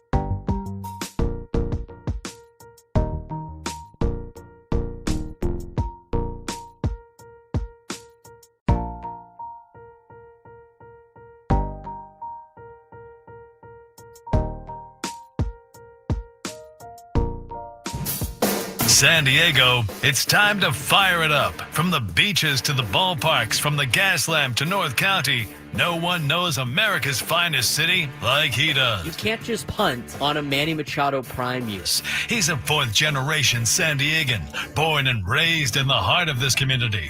Passionate, opinionated, and always bringing you the real talk on your teams, your city, and everything in between. Braden totally knows his stuff. He's ready for the next step. That guy is good. Live and local, it's the Braden Surprenant Show. But I think Braden's one of the up-and-coming young stars in the media game in San Diego. Now, here's your host, Braden Surprenant. What's up, San Diego? Time for the noon lunchtime hour, brought to you by the Craft Taco. Both flavors, the two locations, Sorrento Valley and inside Balboa Park's Natural History Museum. He's Frank Marchese. I'm Braden Surprenant. Talked a lot of Padres baseball in the first 2 hours. We're going to get more to Padres baseball in the 1 o'clock hour, but we're going to get into a little bit of football talk here in the noon hour. And a lot of it is jumping off of what we ended the sports fix with. And I'm going to start with UCLA football for a second. It's going to lead to a broader conversation about college football here on the West Coast. And then we'll talk about the disgrace that is the AP poll. I mean, I don't even know where to begin on that. And with the more I look at, and college football Reddit on Twitter puts out everybody's vote every week, the more I look into it, the more I go, and again, it proves my theory that they don't watch the games or they don't know anything about football. They have no idea what's going on. They just don't know. It's one or the other. They either know football and they don't watch, or they have no freaking clue what they're watching. There's really no other answer there when you're looking at the people that vote in the AP Top 25. I don't understand it. I don't get it. And the thing that I don't get is how you found this group of writers to vote in this thing when you have all these other people on social media that actually get along and know what they're talking about. Not only know what they're talking about, but agree on a lot of things. When you make social media agree, that's a different level of talent right there. That is a different level of talent. If you get one Twitter group to all agree on something, you are doing something very, very wrong. Very, very wrong. And here's the thing about the AP poll. Now, I'm going to give them the benefit of the doubt on a couple of things here. And Jake Waters brings it up in the YouTube chat. They're assigned to cover a team. Most of these particular writers are there to cover a team. When you are just at one game, and these guys are there like 2 to 3 hours before the game starts, college football games take 4 hours, and then they got to finish up all the writing. They're spending like 8 to 10 hours of a Saturday not watching the games. They're just at one game. Like, let's use, like, Kirk Kenny votes in the poll. I like Kirk Kenny. He's a nice guy. He joins the afternoon show. I see him around all the time. When it's San Diego State's playing football, Kirk Kenny's with San Diego State football for 10 hours. 10 hours. That's assuming it's like a home game. He's got to get there early. He's got to talk to players, talk to coaches. He's got to cover the entire game. He's got to write his article. He's got to write all his stuff. He's got to go to the post-press conferences. Then he's got to get his stuff in by deadline. That is a long freaking day. You know what he's not doing during that time? Watching other games. It's almost impossible. That's why I find it like very interesting that we still have this AP Top 25. This is such an archaic thing in this day and age of college football. When you have all these metrics and everything, these preseason rankings are impacting the playoff, and they're just bad. They're just bad. I'll get to more of that in a second. Let's talk about UCLA. UCLA is garbage. They might be one of the worst football programs I've ever seen right now. They are, in fact, probably the worst football team out there in college football. There's some bad teams in college football. UCLA is taking the cake right now on being one of the worst teams in college football. They're definitely the worst Power 4 team. I honestly don't even think it's up for debate. Look at the rest of the Power 4. Frank, find me a Power 4 team that is worse than UCLA. Maybe Northwestern? Purdue. Sorry. The Boilermakers aren't very good either. Does Purdue play UCLA? They're in the same conference. Yeah, they are. In the stupid conferences they came up with because UCLA thought they were too good for the Pac-12, and now they're the worst football program in America. I really don't think I'm out on a limb too much about that. UCLA football is awful. Go look at all the Power 4 programs right now. Like Clemson's in last right now in the ACC. They're not the worst. Virginia Tech's 0-3. Virginia Tech plays UCLA. I bet you Virginia Tech wins. I don't think there's anybody in the ACC that's worse than UCLA. Go to the Big 12 conference. K-State sucks right now. They're awful. They still beat UCLA, almost guaranteed. Oklahoma State is awful. I still think they could beat UCLA. UCLA's terrible. Big 10 conference. Is UCLA better than Purdue or Northwestern? That's going to be a question at the end of the season since they're in the same conversation. And I don't even want to mention the SEC. I mean, the worst team in the SEC overall right now is Florida. I'd take Florida by 28 points at the Rose Bowl against UCLA. But let's talk about UCLA because I think it's a glaring issue for West Coast teams in general. This is a big reason why the Pac-12 doesn't exist anymore. USC and UCLA blew up the Pac-12 to join the Big Ten to basically become irrelevant in college athletics. Sure, they dominate the Olympic sports, but who makes the most money? It's football, and then it's college basketball. And you know what UCLA and USC are? Irrelevant in college football. USC's finally ranked. They're ranked top 25. They're 3-0, off to a good start. Hey, great. USC, by the way, joining the Big Ten. This is what USC signed up for. USC is ranked 25 in the country. They're 3-0. They're still ranked behind UCLA. They're still ranked behind Notre Dame, who hasn't won a game yet. They did all of this to break up the Pac-12 to become the most irrelevant programs in a Big Ten conference that has a lot of irrelevant teams in it. I'm not even going to start corporate Big Ten Frank over there. There are a lot of irrelevant teams in college football in the Big Ten that are grandfathered in. And USC and UCLA decided to take the check to do that. Look at UCLA. We talked about this last week. Did we not, Frank, about them playing at the Rose Bowl on a Friday night against New Mexico? Yep, we did. I said they'll have 500 people at their game. Barely. They got nobody going to games. They got a lousy team. They play off campus. They're doing all of this for a $100 million check, and they suck. Here's the thing, though. I don't see it getting much better for any West Coast team not named Oregon. College football is not for the West Coast. It's not for the West Coast. This upsets people. And I'm a West Coast guy, and I love college football. It's not for the West Coast. This day and age of college football and this day and age of college athletics is not built for the West Coast. It's not. The West Coast, and think about the big schools in the West Coast, they care about academics. That's great. You're a college, you're a university. But I think a lot of the big schools don't understand the value of their athletic department. I don't think UCLA really understands the value of their athletic department because the way that they're run and the amount of money they're losing and no NIL, and I mean, they are a Power 4 conference school in a massive city with a massive tradition and history, and they are still hemorrhaging money as an athletic department. And they don't have any good NIL in sight.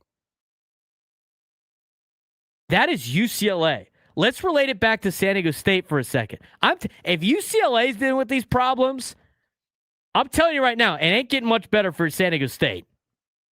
And look at USC. USC has not been relevant in college football for a long time now. Anytime USC has been relatively good, they get their ass kicked by Utah. Or they get their ass kicked by a team that's got an offensive line or has some tough dudes that can go out there and swing with the 7-on-7 talent that USC has put together. I'm telling you, West Coast sports for college athletics, aside from Oregon, who's got a donor that just is writing endless blank checks, this day and age of college athletics with NIL and with major sponsors, this is built for rural United States, Southeast. I mean, think about the difference here. Let's talk about from a recruiting standpoint. I mean, we talk about all the time, like, San Diego State needs to keep San Diego kids. Why? Why would a San Diego kid stay here? to watch nobody play, to go play in front of nobody at Snapdragon Stadium. Again, this is not just a San Diego State problem. This is a West Coast college athletics problem. Why do you think USC doesn't get all the best talent in Southern California anymore? I think a lot of it's social media. I think a lot of it's like, look what everybody else can have. You can get to these places a lot easier now. But if I'm a kid that goes to St. John Bosco or Modern Day or Centennial up in Orange County and Riverside, some of the best programs in all of high school football, why would I go to USC? Why would I go to UCLA? There's no reason to go to any of those schools. I take a visit to any SEC school. Name any of them. Give me the worst one. Whoever you think the worst. Vanderbilt's off to a good start. Give me the worst team in the SEC. Is it Vanderbilt football? I was just in Nashville this weekend. I'm going to tell you right now. I was talking to Frank before the show. I loved everything about being in the South on a Saturday afternoon in the fall. Everybody in Nashville is wearing their college teams. Every bar had all the college games on. There were watch parties everywhere. People losing their mind. It was great. The passion, it was awesome. You don't get that here on the West Coast. So now you're a high school kid and you're making all these visits. And the Big Ten could do it too, but I'm going to talk about the SEC because at least the Big Ten has more, I would say, desirable locations and better academic institutions. I mean, Vanderbilt's a great school. Vanderbilt is borderline an Ivy League level university. I was in Nashville. I went to the Tennessee Volunteer Watch Party in Nashville, which is the home of their rival. The place was it was ridiculous. The place was wedged with all these Tennessee fans all over the place. And then after, even though they lost to Georgia, I went down to Midtown in Nashville. That's closer to Vanderbilt. They had other college. They had an Ole Miss watch party next to a Vanderbilt watch party in two bars that are connected in Odie's and Happy Does. Yes, they got a Happy Does in Nashville.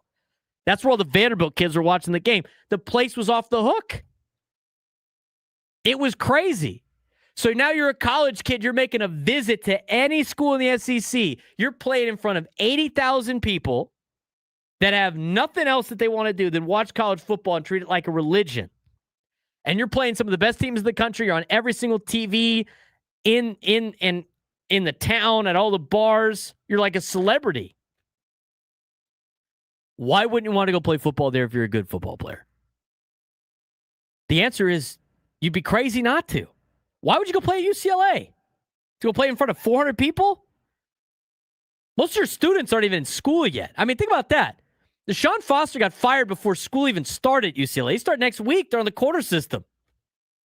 Freshmen haven't even moved in it yet at UCLA. They're already a laughingstock of college football. They have to travel like 40 minutes off campus to go play in the Rose Bowl. Nobody goes to games. There's so many more things to do. Nobody cares about college athletics out here on the West Coast. I wouldn't say nobody. I do. I know Frank does. There's a lot of the pockets out there, mostly transplants. It's just a different environment. We don't have that environment out here. It's more laid back. It's professional. It's like the coastal areas of the United States are more into professional sports than they are college sports. And it costs all this money to go to Padre games, right? I mean, everybody talks about how much money it costs to go to Padre games. It's cost doing business when you got a good team and they're putting the money into the team. But now you got to take that extra money and then throw it into paying for college kids to play sports. You could do that in the South where houses are like $250,000, $350,000. You could buy a mansion like $500,000 in some of these places. I don't know, the income's a little bit different. They have more means to like pay for college teams. It's also the only thing in town. But I look at the California schools. I look at the big California schools right now in college football. And that's including, Fresno State and San Diego State. I would consider them one of the bigger schools in California. Cal's off to a great start. They've talked about ending their football program because they want to be academic, whatever. I mean, they don't understand the value of their athletic programs. I mean, here's the thing. People write checks not for the business school. They write checks because the football team's good. Some companies might write some checks for the academics, but I'm telling you right now, Football and sports drive a lot of the passion that people have for their colleges and universities. Cal doesn't really get it, but at least they're playing better. Stanford is awful in football. Andrew Luck's trying to turn things around. They're going to get left in the dust. They can't compete in the NIL era of college athletics. USC and UCLA, you would have thought that USC would have been able to compete at this level. They can't. They don't get the linemen. All the best talent in Southern California goes to the SEC or the Big Ten. You could even see that here in San Diego. Not a lot of people are going to SC. And here's the other thing. When USC was in their heyday, guess what? None of the kids in high school right now were alive. Well, Reggie Bush, none of them are alive. For the majority of most high school kids and now college-age kids, during their lifetime, SC has been irrelevant in college athletics. Those times have passed them by. And so I see it with UCLA and I see it with USC, Stanford, and Cal. And that's not even including the Fresno States, who have a passionate fan base out there in Fresno. They get a little bit of a sense of that rural America, SEC, like this is the biggest show in town attitude because they're they're a small town in the grand scheme of things. They still can't compete. I mean, they can't compete at this level. San Diego State, same thing. San Diego State's in a major city, though. San Diego State's got to compete with the Padres. They got to compete with San Diego FC. They got to compete with the beach. They got to compete. They got to compete with bars. They got to compete with Pacific Beach. San Diego State on a Saturday night or a Friday night is got to compete for their students with PB, and that's who San Diego State's competing with. The West Coast landscape's just different. It's not built for this day and age of college athletics, with the exception of Oregon, because they write a lot of checks, because Phil Knight's got the Nike money. I might be missing a couple like BYU. I think BYU could probably hang Utah, right? That's a state that doesn't have a lot of professional sports, kind of West Coast schools. Arizona State, not really. Boulder's coming back down to earth right now. I mean, think about the West Coast schools. Washington with Jed Fish has been like a waste. It's just this day and age of college athletics, the West Coast isn't built for it. Which is sad because there's passionate fans like me and Frank and Jake Waters in the chat. My other buddies that love watching college football. It's just a different scene out here than it is in the other parts of the country. And high school recruits don't want to stay here. They have made the SEC and the Big Ten, and the ACC and the Big 12, all of those towns have made college football the place to be, or should I say their stadiums and their schools the place to be on a Saturday afternoon and a Saturday evening in the fall. And we have just never, at least in my lifetime, we have never had that here in San Diego. I didn't care about college football until I went to a school that was good at college football. And I love football. It's always about the Chargers until I went to college. I'm like, oh, this is cool. I've never seen anything like this in San Diego. I've never seen really anything like this in Southern California. USC for a little bit. But that's about it. 833-288-0973, 833-288-0973. I'm passionate about college athletics. I don't know how the West Coast is going to be able to compete with what's going on in college athletics. I mean, they got to drastically change things, but is there enough people over here that care? I don't know.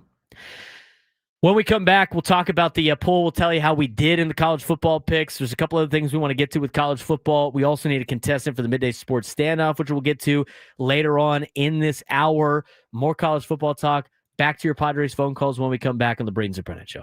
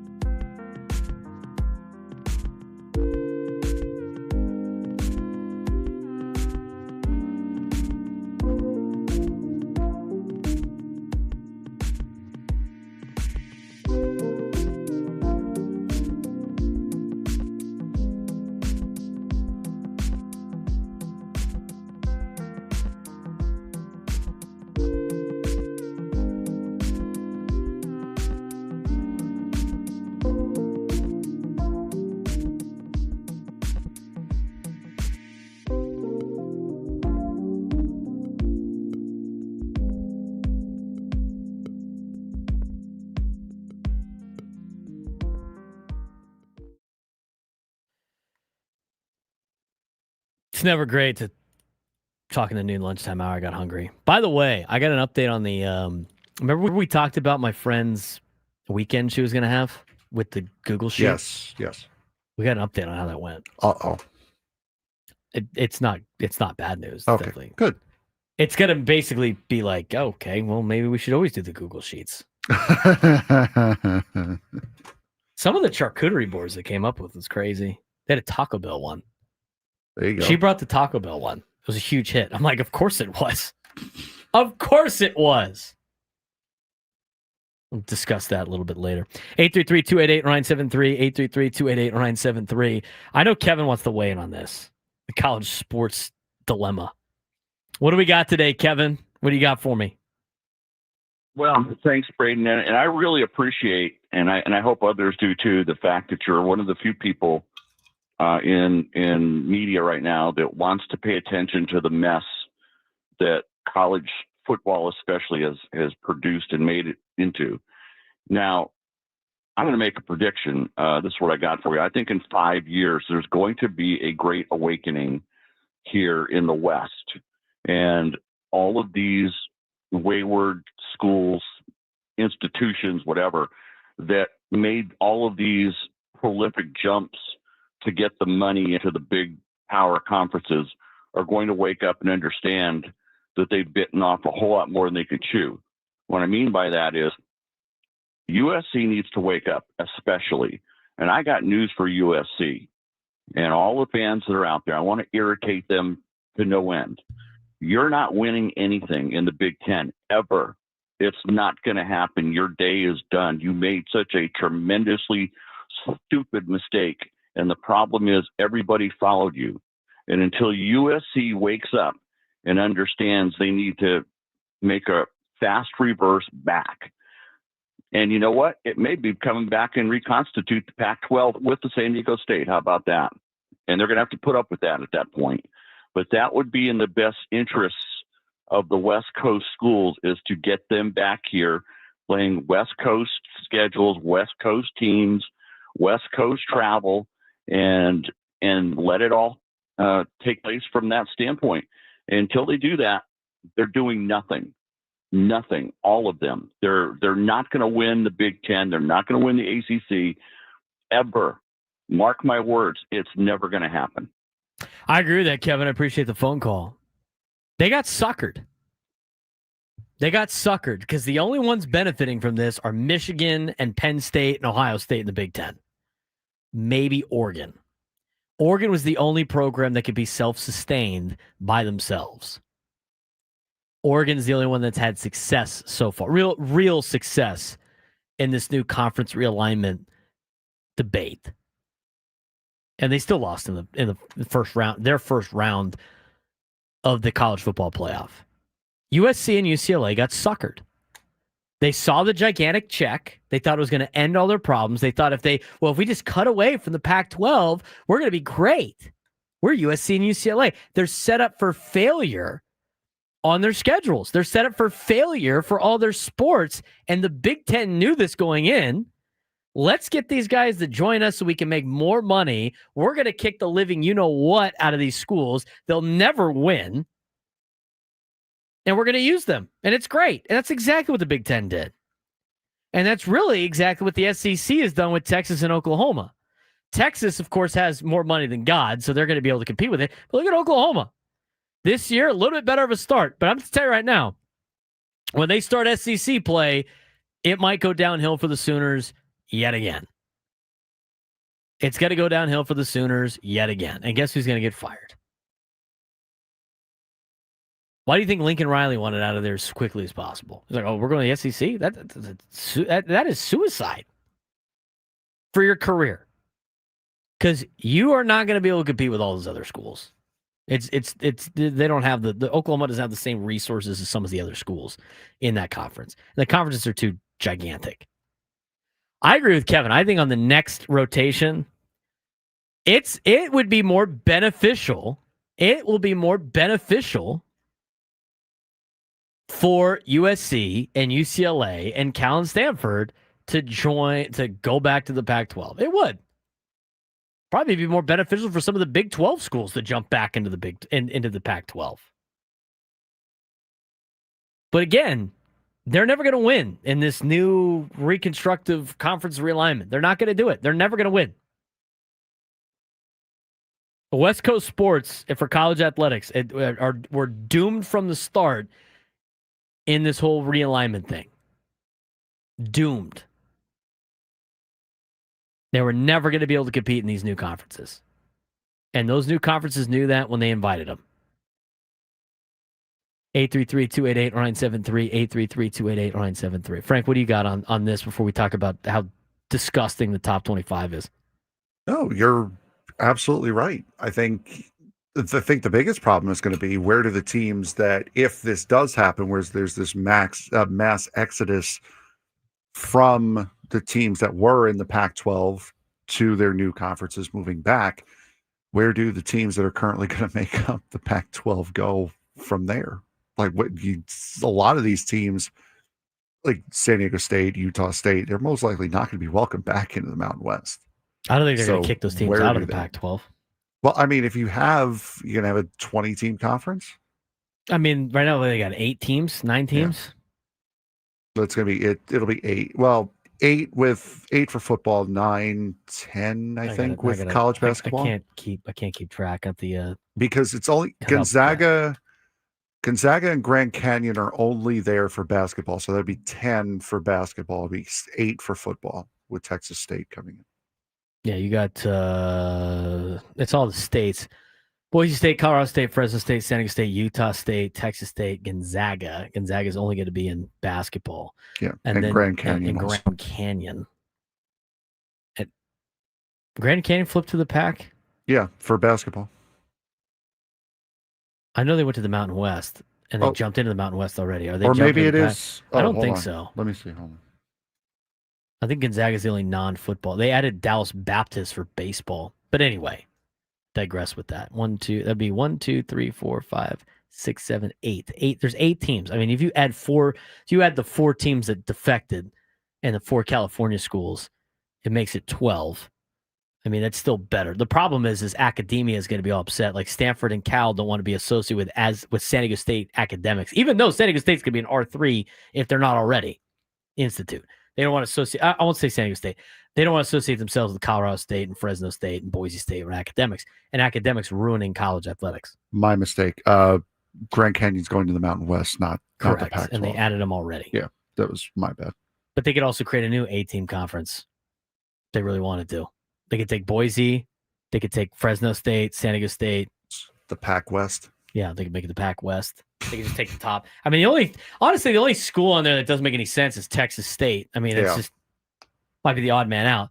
But again, yeah, that's still you're thinking about 2030, like at the earliest when these contracts are up for these TV contracts, and that's assuming that these big conferences don't want to poach even more. I mean, it's going to get weird again. Especially when you have like ACC schools wanting to part ways, and Notre Dame might be trying to join a conference. I mean, I read Notre Dame might be trying to join the Big Ten. I mean, we'll see.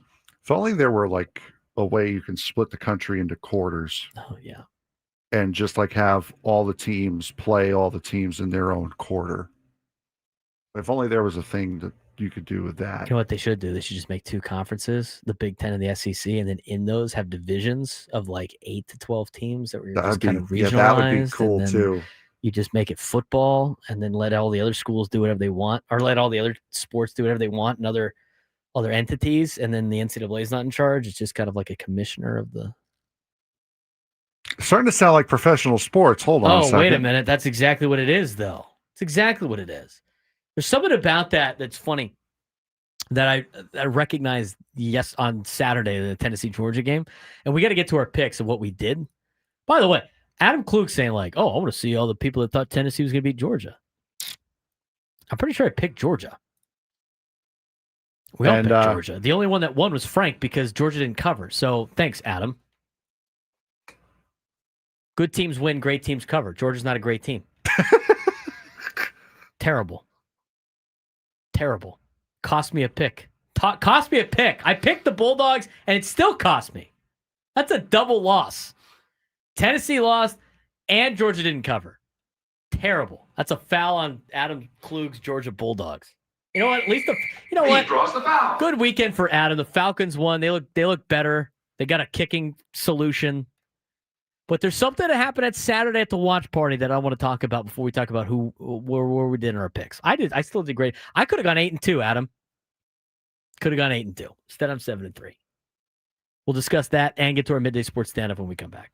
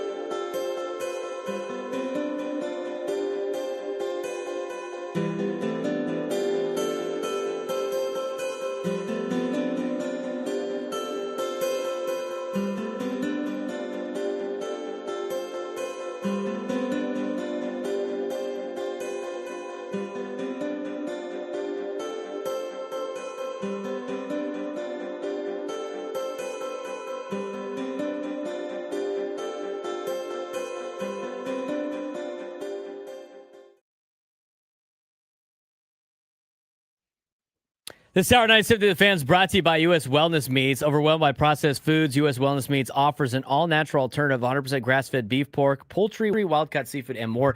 Ship free from family farms. Get 20% off your first order at uswellnessmeats.com. All right, how are we doing picks this week, Frank? We did all right. We're getting better every single week. We actually get to watch some of these games, and some of us are at least. Yeah, Sky was getting kind of worse. Yeah, she's starting to fall. Oh my God, she's only got a 1-game lead on Frank right now. Yeah, I know. Bottom of the basement. I'm more concerned about my 5-game deficit right now. How did your mom do? You know what? Honestly, I don't know. She sent the picks. I don't know. All right, you can figure that out real quick. Kansas State, Arizona. That was a fun game on a Friday night. Arizona won 23-17. Kansas State looks bad. But we all won that game. Clemson, Georgia Tech. I liked Georgia Tech in that game to almost win it outright. They ended up winning it outright. But the spread was too high for Clemson on the road. I thought they looked bad against Troy, and they did not do well against LSU. And again, it's like these preconceived biases with the start of the season. If you look at, somebody tweeted this out. It was like Team A versus Team B since 2024. And it was like the record. It was like top 25 wins. It was record against the ACC, record against the SEC. And one team dominated the other team. One team that dominated was Vanderbilt, and the other team was Clemson. Like, Clemson really hasn't done anything to deserve being ranked in the top 25 in the last, I don't know how many years. And that continued on with this. Like, why were they 12 in the country? And then again, I got to pull this up to look at it. But every time I look at who voted for who in the AP Top 25, I immediately go, why are we using this as preconceived data for the college football playoff? This should not, weigh anything. They shouldn't even start doing rankings until the first month of the season is over. Then you can start putting things together. But the preseason ranking and these preconceived notions about teams are kind of ridiculous. Let's talk about Clemson for a second. Clemson still got votes in the AP Top 25 this week. In fact, a couple of teams or a couple of people actually voted for Clemson and didn't even have Georgia Tech ranked in the top 25. It's unbelievable. Ian Kress, who covers Michigan State, at Clemson at 25 in the country, did not even rank Georgia Tech. A Georgia Tech team that went to Colorado and won, and just beat Clemson at home. A ranked opponent at home. He's one of the two people that didn't even vote for Georgia Tech. It's crazy to me. This is preconceived notion about Clemson. I don't get the preconceived notion about Illinois either. I mean, I don't even know why on paper going into the season they're a top 15 program. They haven't done anything to mess it up yet, but top 15 programs, top 10? Come on. Crazy. Wisconsin, Alabama, we both picked that one. I mean, oh no, you did. You thought Wisconsin was going to cover that game? I thought they were going to cover, yes. Spread was very high. Wisconsin's terrible. My mother went 4-6, by the way. No, she got back down to earth. Come back down to earth. Washington State, North Texas. I picked the Mean Green. They hammered Washington State 59-10. Georgia, Tennessee was a fun game in overtime. Georgia won in overtime 44-41. Frank won that game because Skylar and I decided to pick Georgia, who can't cover apparently. Pitt and West Virginia. Backyard brawl, baby. That game was a little dicey for a second. Mountaineers pulled it off in overtime, 31-24. I thought South Florida was going to put together a better game than that. I did. Miami kicked their ass. So South Florida season is over. Florida and LSU. I thought Florida made that game tighter than it needed to be. LSU ends up winning by 10. You and I win that game. A&M and Notre Dame. I thought for sure Notre Dame would win that game. A&M wins 41-40. Controversial no call in that game, by the way. Did you see that? I did not. No. I mean, crazy. Crazy. On the game-winning touchdown, one of the A&M linemen tackled the D lineman of Notre Dame on the game-winning touchdown. No holding call. It was blatant. It was terrible. Terrible.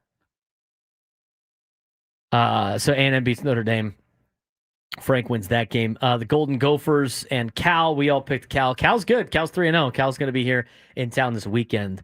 So I went 7-3, now 20-15 on the season. Skylar 4-6. She's 16-19. Frank's 5-5 this week. Bounce back, picks up a game on Skylar, 15-20. I've been a game better every single week. You know what? Making some strides. I'll be 10-0 by the time I'm completely out of it. Georgia Tech, Vanderbilt, USC are now ranked in the top 25. South Carolina, Clemson, USF are now out of the top 25, as they should be. Texas is still in the top 10 at number 8. I didn't think Texas looked very good against UTEP. No. They looked okay. As I've seen online in several places, Arch Manning is setting nepotism back generations right now. Yeah, he's not been very good. Did Arch get booed? Yes, he did. Oh, man. Quinn Ewers ain't walking through those doors.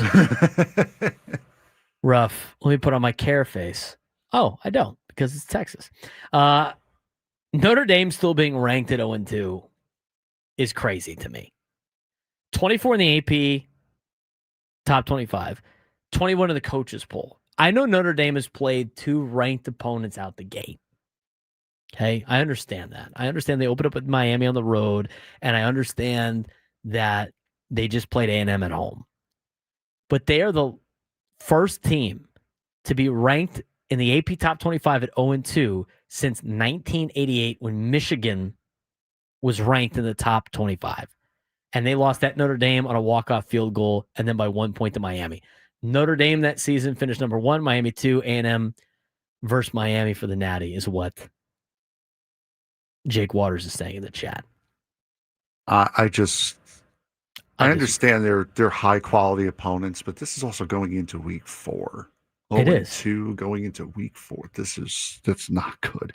And sorry, we have to do it. We called out whoever did it last week. Haley. Kirk Kenny. Kirk Kenny had Notre Dame at number 12. Kirk Kenny does not have Notre Dame the highest, though. I don't think. He had them at 12. That's not Cokie Riley, who writes... He was the other one. Cokie Riley has Notre Dame 10 in the country for losses. Like, I understand the opponent thing. I get that. But you kind of have to win sometimes, especially this early on. Like, take them out. If you want to use this when they go 8-2 after the first 10 weeks of the season, by all means, put them back in the top 25. But right now at 0-2, if you're going to rank Notre Dame, fine. Put them in the 24, 25 range. To have them number 10 in the country is insane to me. It's crazy. And there's a lot of those, on the list. You just go through it. Some of these, the more you look at the AP poll voting, the more you want to pull your hair out. And I'm an advocate for doxing people and posting their picture on social media about it's kind of ridiculous. But some of these votes are just head scratching. Head scratching. I mean, there's one, I think it was the LSU guy who had, So let's go through his poll. He's got Notre Dame 10, right, Frank? Yeah. And then Illinois 11, Michigan 12, also kind of crazy. Alabama 13, and guess who's 14? Florida or something. Undefeated Florida State. Who did Florida State beat in week 1?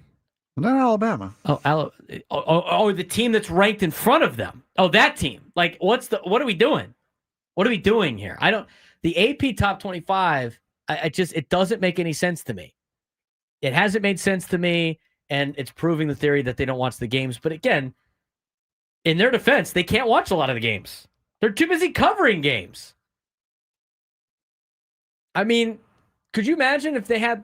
It's different though in baseball. Like a lot of the baseball writers at Petco Park. I mean, they watch a lot of baseball, but they get to see every team play. There's too many teams in college football. You're not going to see all these teams play, especially when you're playing a bunch of FCS teams that don't matter. The AP poll, just beyond head scratching every single week. BYU 11 votes shy of getting number 25, behind Notre Dame. It's in the top 25. Vanderbilt ranked for the first time since January 2014. Vanderbilt, I would argue that Vanderbilt has done more to be in the top 25 than Illinois, who's ranked in the top 10. Yes. 100%. So I don't get the ranking for a lot of these. Here's the other thing too. Here's one that's interesting to me. You look at Steven Johnson, who I think he does a good job for the Fort Worth Star Telegram. So he covers TCU football.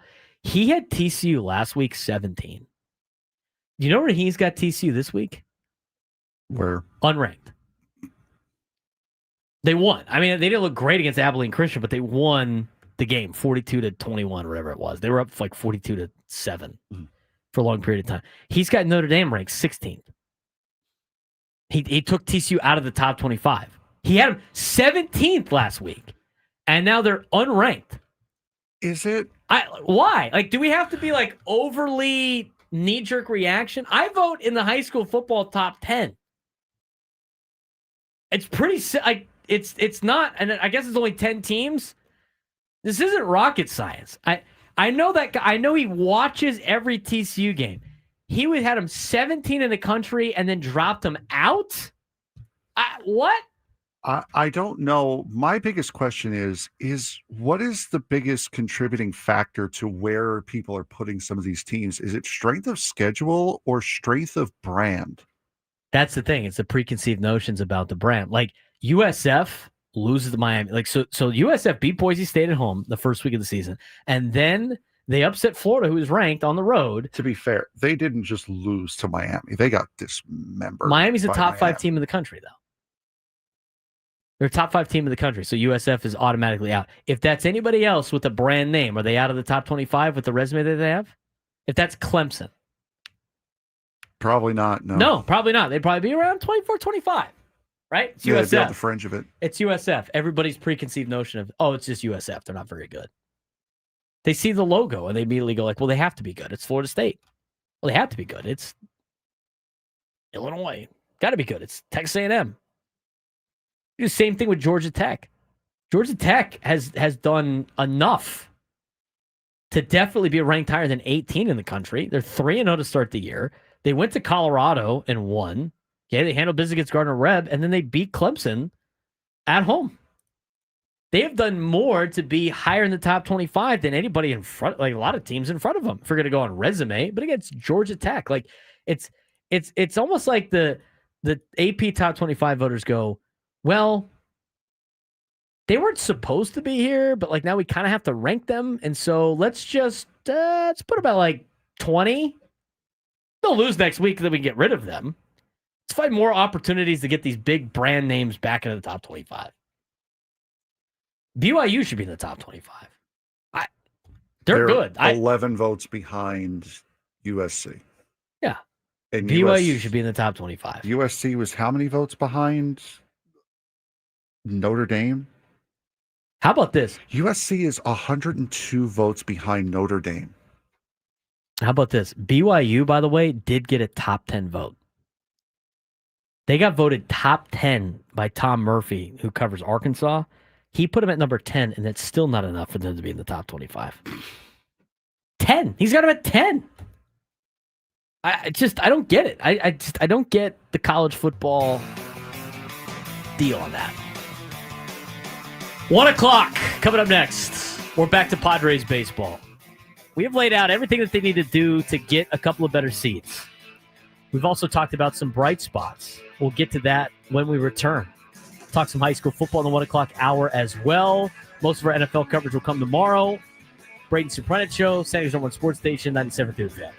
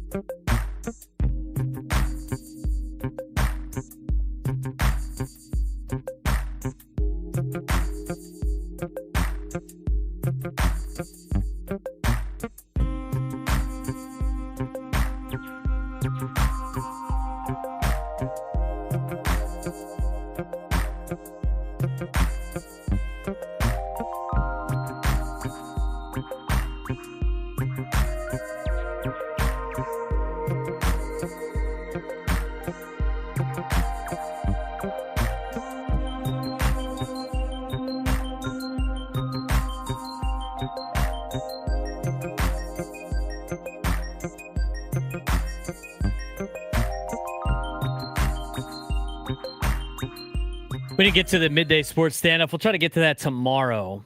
If you can take me down in sports trivia, you'll qualify for a chance to win our grand prize, a trip to see the Eagles at Sphere Las Vegas, including 2 tickets to the show on January 30th, the 2-night stay at the Venetian Resort Las Vegas, a Vibe VIP package, and a $100 gas card.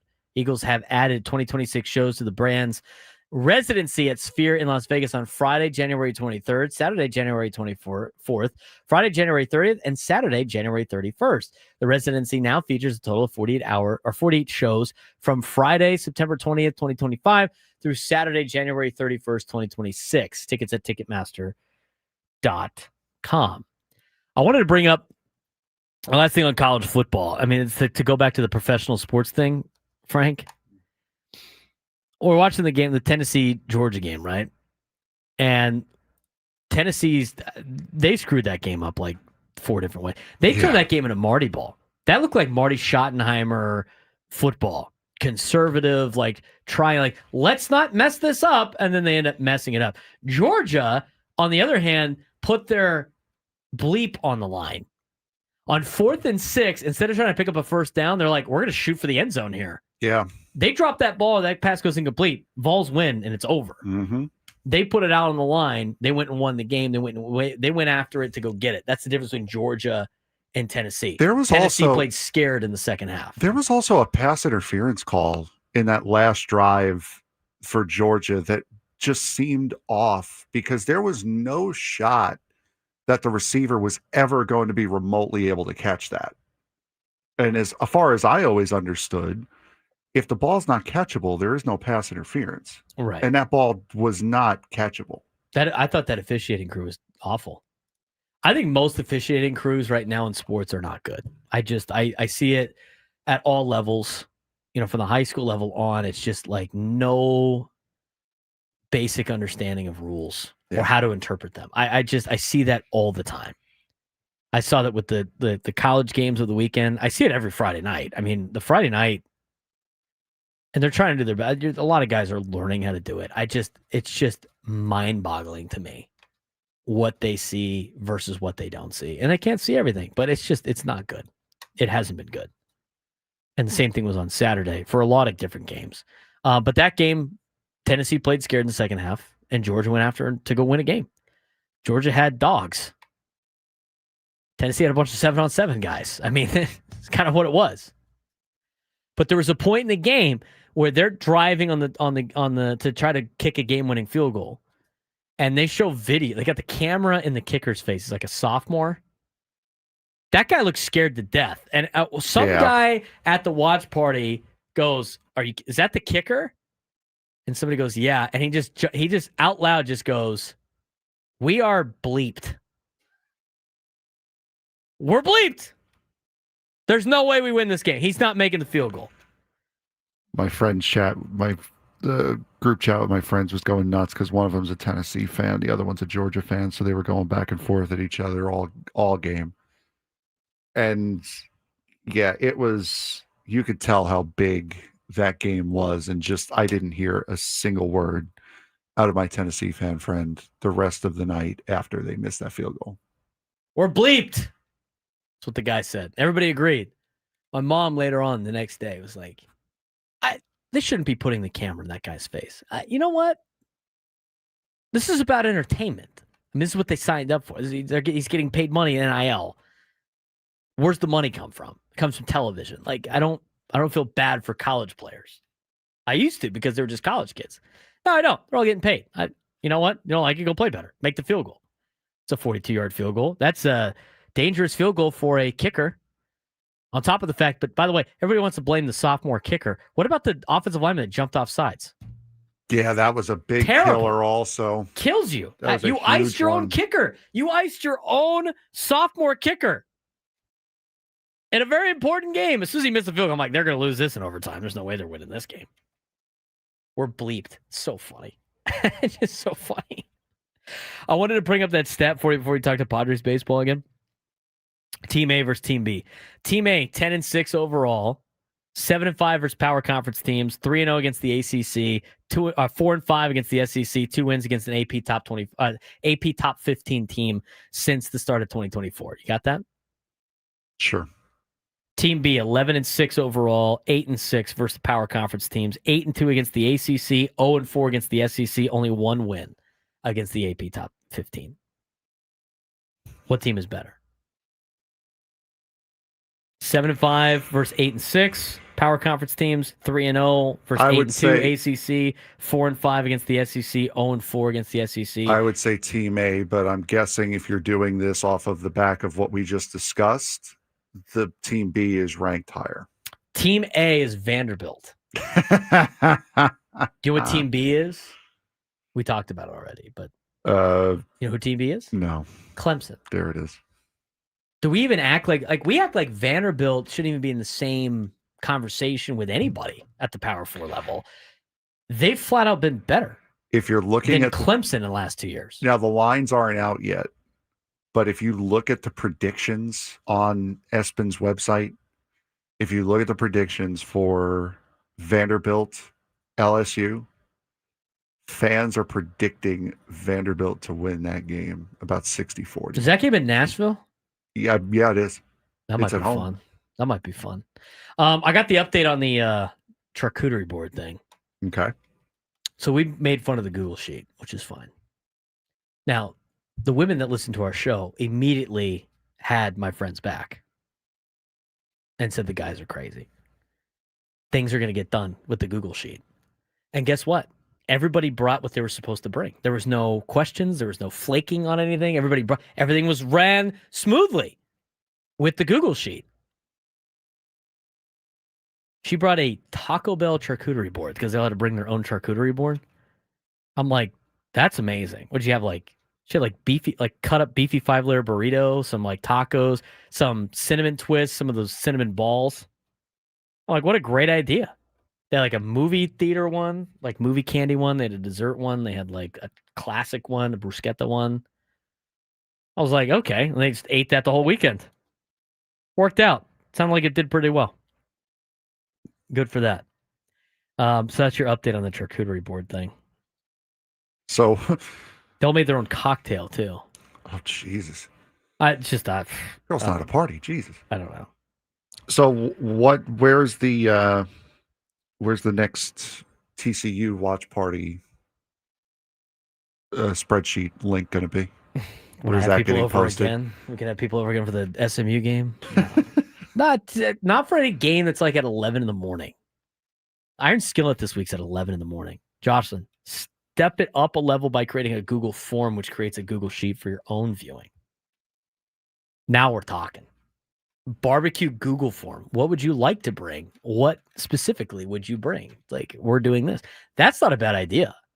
I'm going to have to pass that along. Travis, I'll bring the tortilla chips, says everybody else that comes to my house. All of my friends only bring chips and salsa. That's it.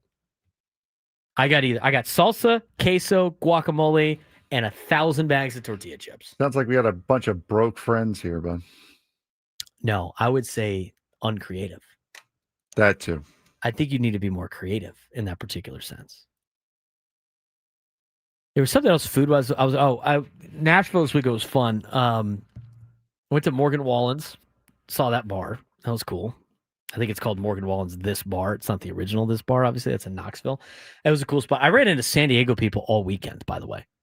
All over Nashville. All over Nashville. In fact, my parents did the same thing. They we got a shout out, by the way, from the Southwest guy. How about that, Frank? There we go. My parents wore the Braden Surprenant show shirts on their flights to Nashville.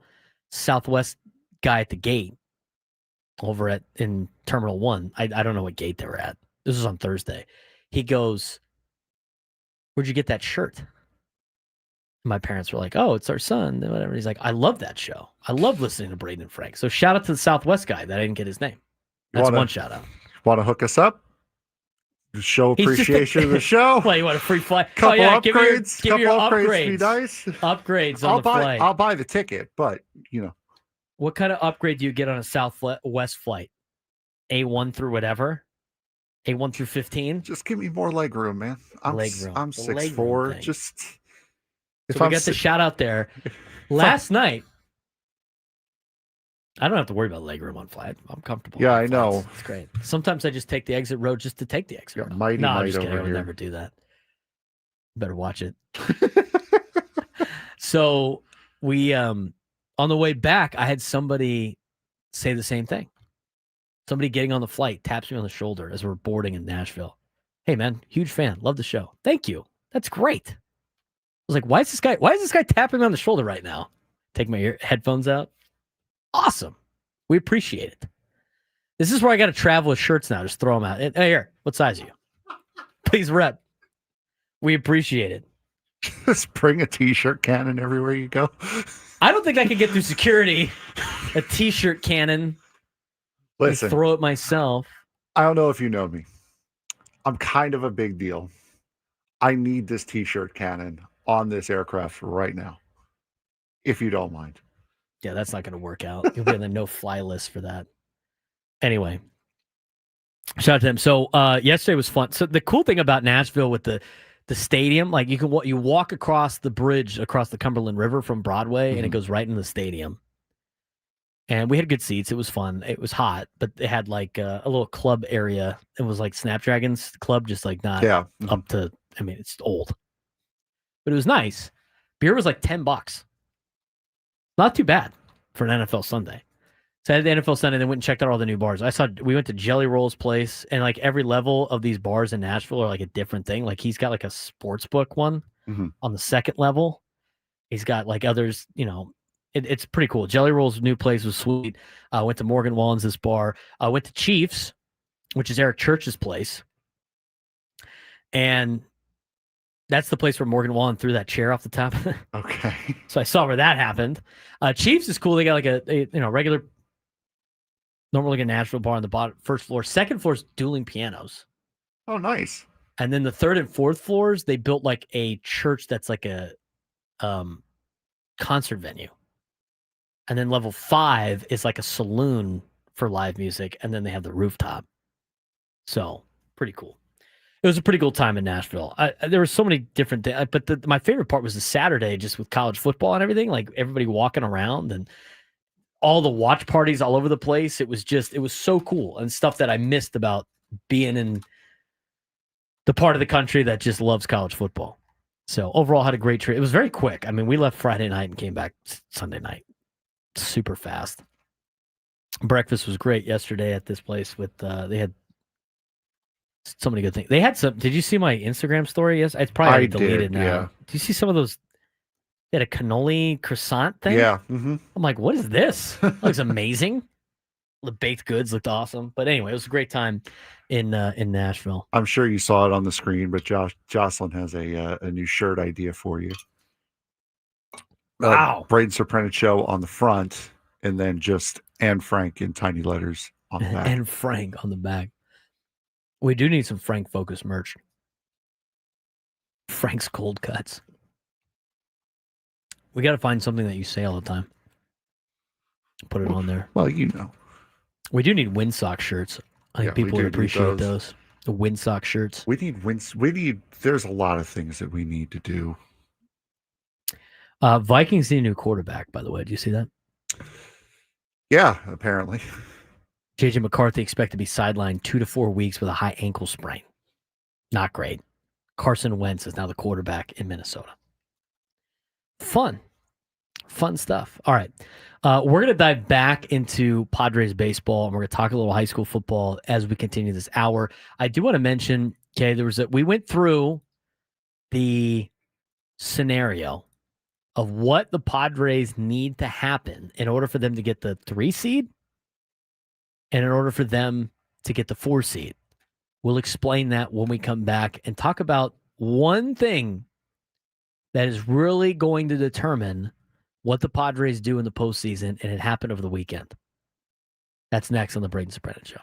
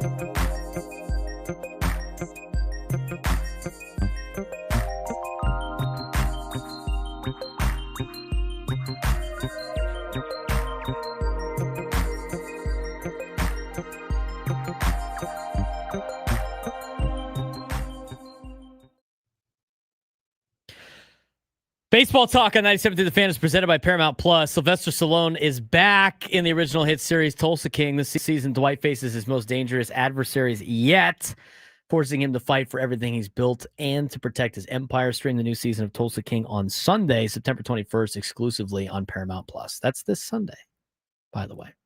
All right, Padres baseball. We talked about this a lot in the first 2 hours of the show. I want to revisit some of these things when it comes to the Padres and it comes to the postseason, okay? Let's just get everybody informed on what they might have missed when it comes to the playoff situation. Okay, as of right now, the most likelihood for the Padres in terms of the playoff picture is getting the 5 seed. In fact, the Padres' magic number to make the playoffs is 6. Their magic number to clinch the 5 seed or better is 7. Those are the two numbers you got to pay attention for. And how magic numbers work, again, for every win the Padres get, that eliminates a game from the magic number. For every loss, the team that is the first one in the wild card, or first team outside of the wild card, loses, also takes one off the list. So you're thinking about losses by, as of right now, San Francisco, Arizona, and Cincinnati. That could potentially play a factor, whoever's in front at the time. Right now, it's the Giants. So a Padres win and a Giants loss would make the magic number 4. If the Giants lose, are the Giants playing tonight? I mean, it's weird because the Padres have an off day today. But like, let's just say the Giants are playing tonight. Giants are playing the D-backs tonight. They got the D-backs tonight. So that complicates things because whoever jumps in front, whoever wins that game is going to jump in front. I think. Maybe not. Giants have a half game lead in Arizona. Yeah, so it's not going to matter. The magic number is still going to be relatively the same, I think. But, if the Giants were to lose and the Padres win, then the number goes down by 2. If the Giants lose and the Padres don't win, it goes down by 1. If the Padres win and the Giants win, the number goes down by 1. If the Padres don't win and the Giants win, then the number doesn't change. So that's the magic number part of this conversation. Most likely the 5 seed for the Padres, if you want to look at their playoff picture. According to playoffstatus.com, which we've used a lot, they have their percentages of most likely to happen. As of right now, which is most likely to happen, which I agree with, is playing the Cubs in the first round of the playoffs. That's an 83% likelihood of happening, which gives you, and it's 77% chance that game will be on the road. They'll have a 5% chance of playing that game at home. The other one is potentially playing the Mets. Have a 6% chance of playing the Mets in the first round. That means you won the division, which would be a 6% chance of them playing them at home at that particular time. Your third most popular or third most likely first round matchup for the Padres is the Giants, and you'll have a 5% chance of playing them in the first round of the playoffs. So, and that's again, you won the division and the Giants got the 6th seed. That's how that plays out. So, as we've discussed, the most likely thing of happening are the Padres getting the 5 seed and playing the Cubs in Chicago for a best of 3 series. On top of that, here's to not get that. Here's to not have to do that. It's still possible. The Padres could still do 2 things, which I think are the 2 things that people want to talk about or holding out hope for. Number 1 is, well, if the Padres aren't going to win the division, it would be nice to host a wild card game. Instead of going to Chicago, it would be nice to be the 4 seed and host Chicago. What needs to happen in order for the Padres to host the Chicago Cubs and get the 4 seed? Well, this is what needs to happen. The Padres can tie the Cubs and be better than they own the tiebreaker. As in order for the Padres to catch Chicago, they will own the tiebreaker because the Cubs would have to lose games to teams in their division, which means that the tiebreaker would be the Padres having a better record against the NL West than the Cubs having against the NL Central. So if you do, in fact, catch the Cubs, you will have the tiebreaker. Tiebreakers work like this in Major League Baseball with no game 163. It goes head-to-head. Padres and Cubs split with each other this season in 6 games. They went 3-3. The next one on the list is divisional record. So it compares the Padres' record against the National League West versus the Cubs' record against the National League Central. If things play out like they're supposed to, and this is the scenario that needs to happen in order for them to do that, the Padres would finish with a 31-21 record against the NL West, and the Cubs would finish with a 28-24 record against the NL Central. Therefore, the Padres would pass the Cubs. This is how I see the best chance of the Padres hosting the Cubs for the National League Wild Card Series here at Petco Park. They have to win 90 games. In order to win 90 games with no sweeps or getting swept, because that changes things. I think you have to view this all from a standpoint of not sweeping anybody because it's hard to do in Major League Baseball. From that perspective, they have to win their next 4 series, the Padres do. That means take 2 out of 3 from the Mets, take 2 out of 3 from the White Sox, take 2 out of 3 from the Brewers, and take 2 out of 3 from the Diamondbacks. That's what the Padres have to do. This is what the Cubs would have to do in order for the Padres to tie the Cubs at 90 wins and 72 losses, which would win the tiebreaker for the Padres and give them the 4 seed. You ready? Cubs have the Pirates next. They got to lose 2 out of 3. And then they got Cincinnati for 4, which they have to split. They have to go 2-2. If they go 1-3, Even better for the Padres. But they'd have to split. You couldn't let them take 3 out of 4 from Cincinnati. Okay, so lose to Pittsburgh, split with Cincinnati. Then they got the Mets for 3. They'd have to lose 2 out of 3 to the Mets, and then they finish the season with the Cardinals, and they'd have to lose 2 out of 3 to the Cardinals. That is to get the 4 seed in the National League. Now, sweeps change things. We're not going to assume sweeps. We're not going to assume that other teams get swept. But if the Cubs ever got swept, it makes it easier for you. If the Padres sweep anybody, it makes it easier for you. And then things get worse if the opposite of those things happen. We're not going to talk about those particular scenarios. But that's what needs to happen to pass the Cubs. Okay, Braden. The Cubs are 3.5 games in front of the Padres. The Dodgers are only 2.5. What about the division? What about guaranteeing the host the playoff series by winning the division? We haven't won the division since 2006. I'd love to see the Padres win the division. They're right there. It seems so close. The Dodgers' upcoming schedule is difficult. How do the Padres do that? Well, basically the exact same thing. Now, the difference is, even though you're only 2.5 games back behind LA, it's actually, because of the tiebreaker, easier to pass Chicago, potentially, than passing the Dodgers. The Dodgers have the Phillies this week. Phillies are competing for a number 1 seed. They're 2 games behind Milwaukee. They got the division all but wrapped up. They already made the playoffs, but they could use the 1 seed. They're going to be playing for something this week. Dodgers got Philly this week. They'd have to lose 2 out of 3 to Philly. They got a 4-game series against San Francisco. That'd have to be a split, just like the situation with the Cubs and the Reds. Then they got Arizona on the road. They'd have to lose 2 out of 3. And they got the Mariners on the road. They'd have to lose 2 out of 3. And again, the Padres, during that entire stretch, need to take 2 out of 3 from the Mets this week, the White Sox over the weekend, the Brewers next week, and the Diamondbacks the following weekend. By doing that, the Padres would finish 90-72, and the Dodgers would finish 89-73, and the Padres would win the division. So as you watch these games, as you scoreboard watch, the Cubs and the Dodgers basically need to do the exact same thing in order for the Padres to pass either of them. Padres need to win all 4 of their series.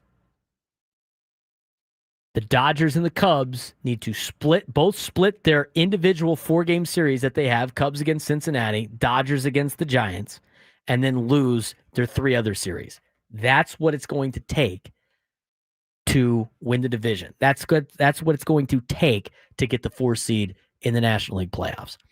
Is it difficult? Yes. Is it doable? Absolutely. It's very doable. I mean, the opponents I mentioned are beatable for the Padres. The opponents I mentioned for the Dodgers and the Cubs are teams that could totally beat the Dodgers and the Cubs.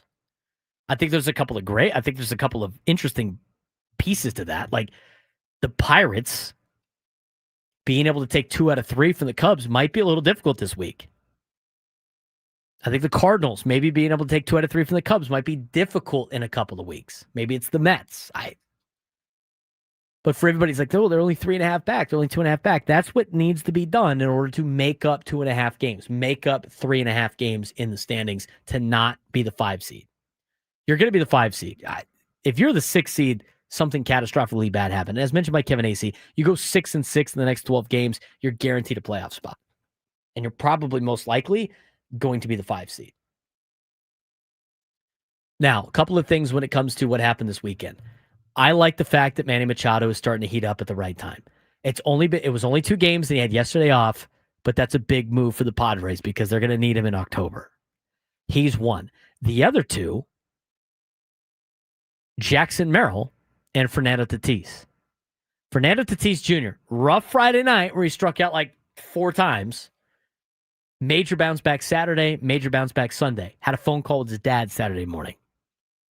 Every time he talks to his dad, things change. He feels more comfortable. There's something about talking to the one that has watched you play since you were like 3 years old, knowing what makes you tick, knowing what you can do, knowing how to make it. He knows everything about you. And when Junior calls Senior,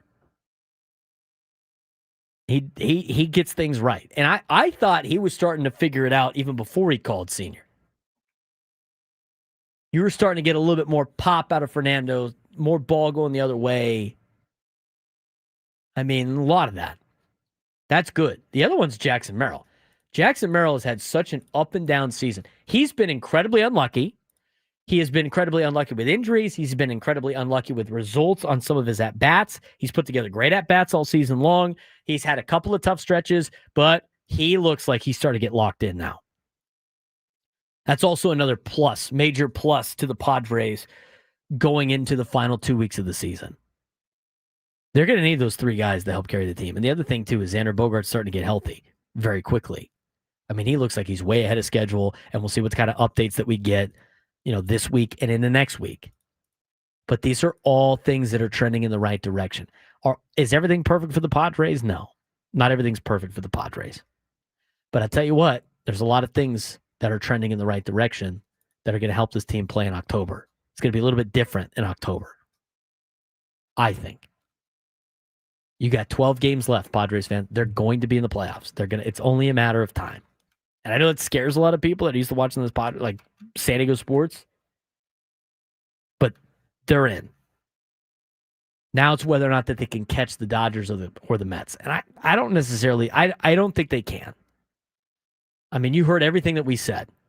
That's going to be difficult to do, but if you want something to watch and want to pay attention and see, that's how you follow along, and we'll help you throughout the process.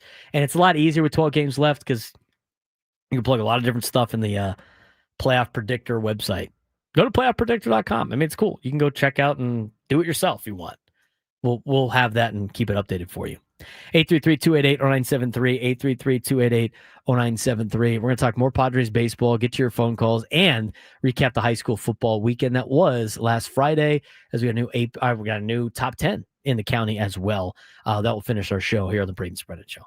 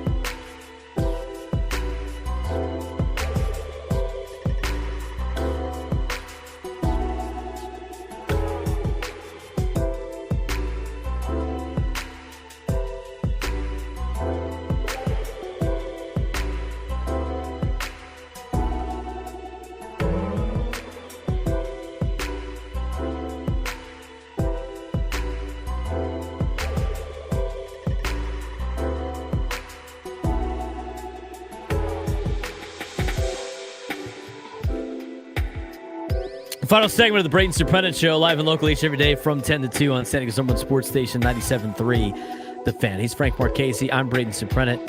Talk about Padres baseball today. Baseball coverage on 97.3 The Fan is presented by T-Mobile. Head to T-Mobile.com and get a great deal on an iPhone 16 Pro. We talked a little bit about like Fernando and Jackson heating up, as well as Manny Machado, what the Padres need to do in order to get to the place they want to be, if they want a better seed than just the 5 seed, what's it going to take? Got all of that. But we want to dive into what happened over the weekend in high school football, too, to kind of finish up the show today. And again, big weekend in high school football over the weekend. A lot of big plays, and we're going to get to Frank and his day for Olympian. 4-0, baby. 4-0. How about that? How was the game on Friday? It was a great game. It was a really, really good game. Santana tried to be cute on the opening kickoff by doing a like an onside kick, like they had the entire special teams group like huddled up right around the kicker, tried a little onside kick. With everybody huddled up like that? Yeah. I'm pretty sure it's illegal now. And this is what I'm talking about. Like, nobody knows any of the rules. It's like you can't. I got a memo that you can't do that anymore. That's crazy to me. Refs are just like, yeah, I guess, whatever. I mean, I wasn't complaining after Olympian picked it up and ran it to like the 10. It was 7-0 Olympian in the first 50 seconds, and they never looked back from there. But I texted you during the game. You would have developed a twitch watching Olympian on special teams on Friday night. Oh, no. They had, first of all, the punter had 2 punts blocked during the game. The first 2 punt attempts,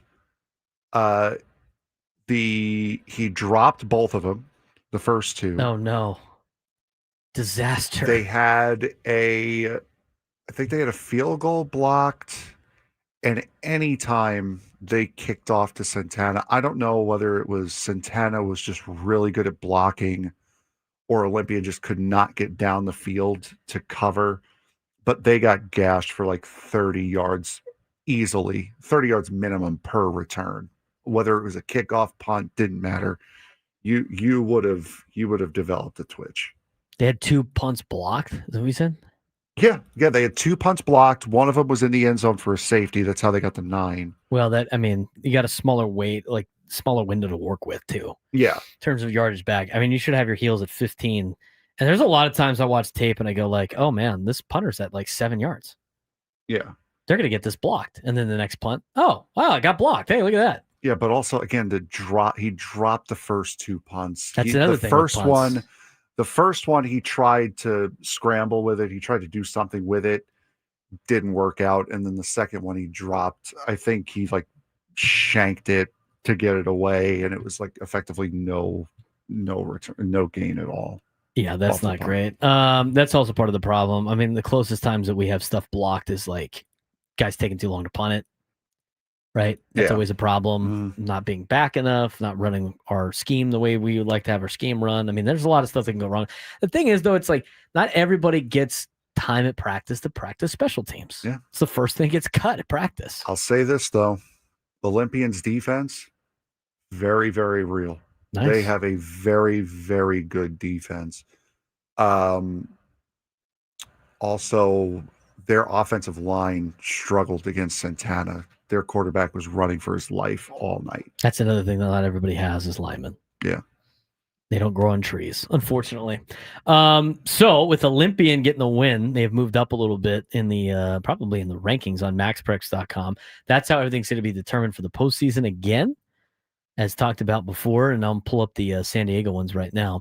And we're going to talk about some of the games that happened over the weekend, obviously. But when looking at the rankings, as I try to pull those up here in the San Diego section. Right now, according to Max Preps, this would determine the seeding. Lincoln 1, Cathedral 2, LCC 3, Carlsbad 4. If it stood right now, Carlsbad would be in the open as the 4 seed playing Lincoln. It would not be Mission Hills, who are 0.24 behind Carlsbad in the rankings. And beat Granite Hills this weekend, too. That's a tough loss for Granite Hills. Granite Hills needs to beat Cathedral in 2 weeks to be alive in the open, because the loss to Mission Hills really sets them back. Now they're a couple of teams back. Now there is some chaos that can ensue because LCC, Carlsbad, and Mission Hills still all have to play each other. So it opens the door. And if Granite can get Los Al, who's top 10 in the state of California, Los Alamitos, who they have in a couple of weeks too, if they could get Los Al, that changes the dynamic. All of a sudden their rating is going to get more of a boost and they'll be right there back in the thick of things. But Granite Hills cannot control. They need some help right now after the loss to Mission Hills, which was the game of the week. Two pick sixes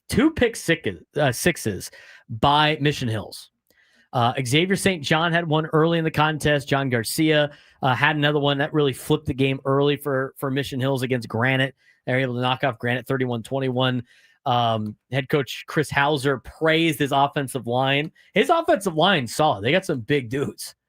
Jackson Fader, Rafael Naranjo, Carson Dollard, Caleb Masters, Matthew Dooley. They got some big hogs in the trenches up there in San Marcos for a really dominating performance on the front against Granite Hills. Incredibly massive defensive front. I mean, they got a kid like Jeremiah Mays who's 6'3", 305. I mean, he had some big guys playing in this big matchup last Friday.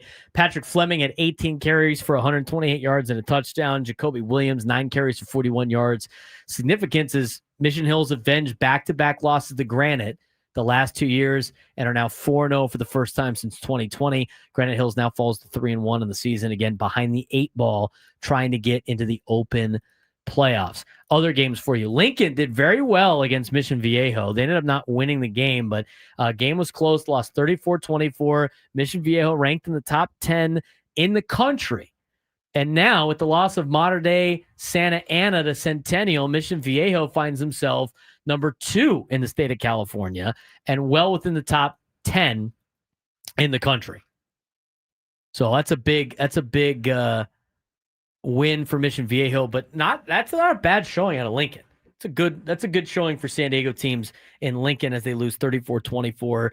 Kanan Mana, 13 for 18, 168 and 2 touchdowns. Junior Curtis for Lincoln, 22 carries, 113 and 2 touchdowns. Cathedral was idle this week.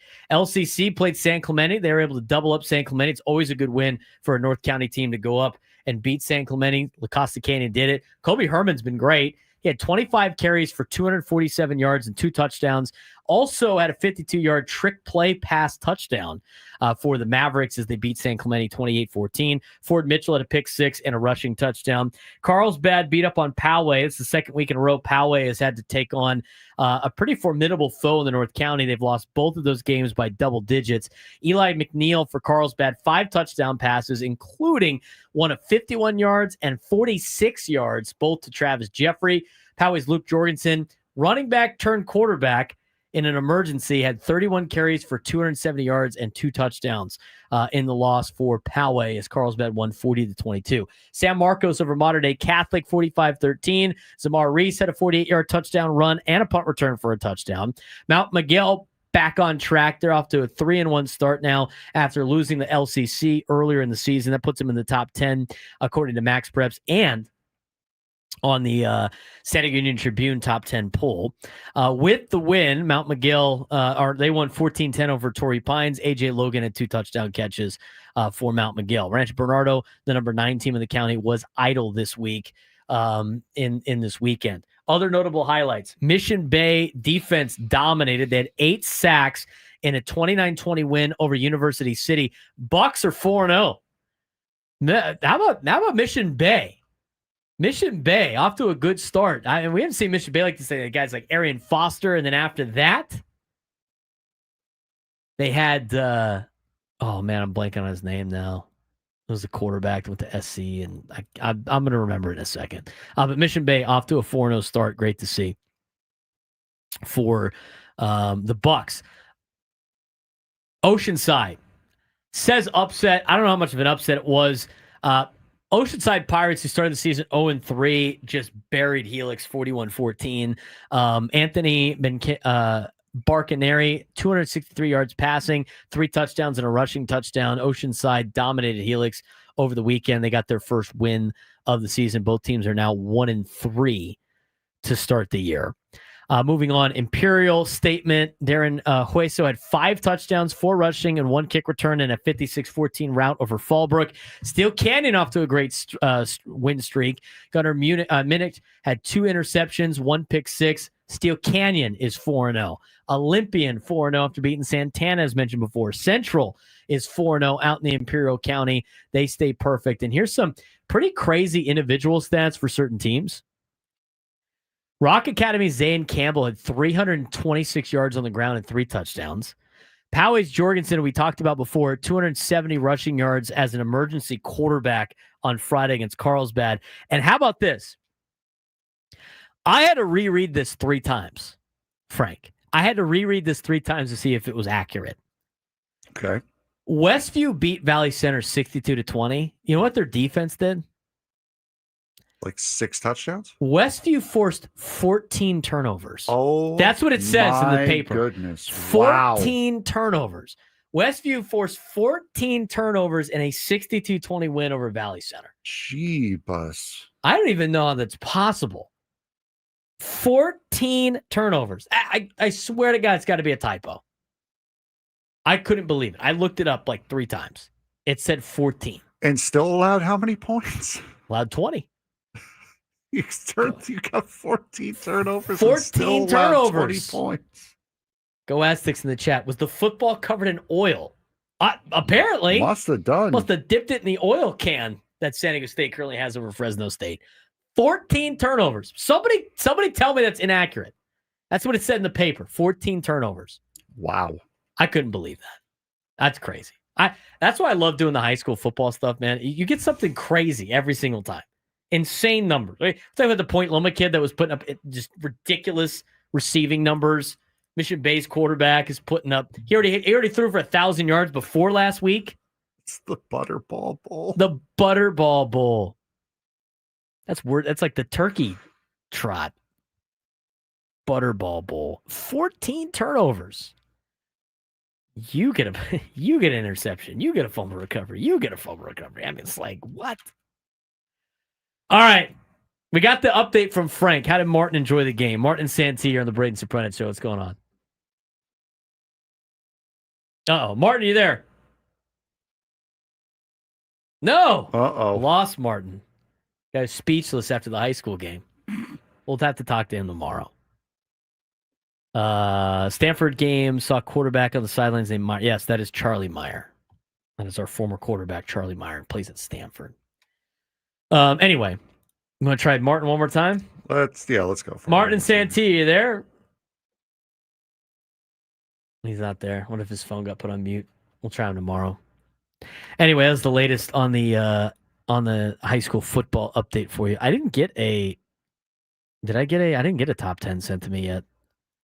So maybe John hasn't put together the top 10. According to Max Preps, though, Lincoln Cathedral, LCC, Carlsbad, Mission Hills, Granite Hills, San Marcos, El Camino, Mount Miguel, Poway would be the top 10, which means Lincoln Cathedral, LCC, Carlsbad would be your open playoffs if the season ended today, which it does not. Mission Hills, Granite Hills, San Marcos, El Camino would be your top 4 seeds in D1. Mount Miguel, Poway, Mater Dei, RB would all host the likes of Torrey, Point Loma, Helix, and Oceanside. That would be your D1 playoffs. And congratulations to the Babylon Panthers, who took a win over, I believe it was East Hills in New York. Hold on one second. I got the text right here.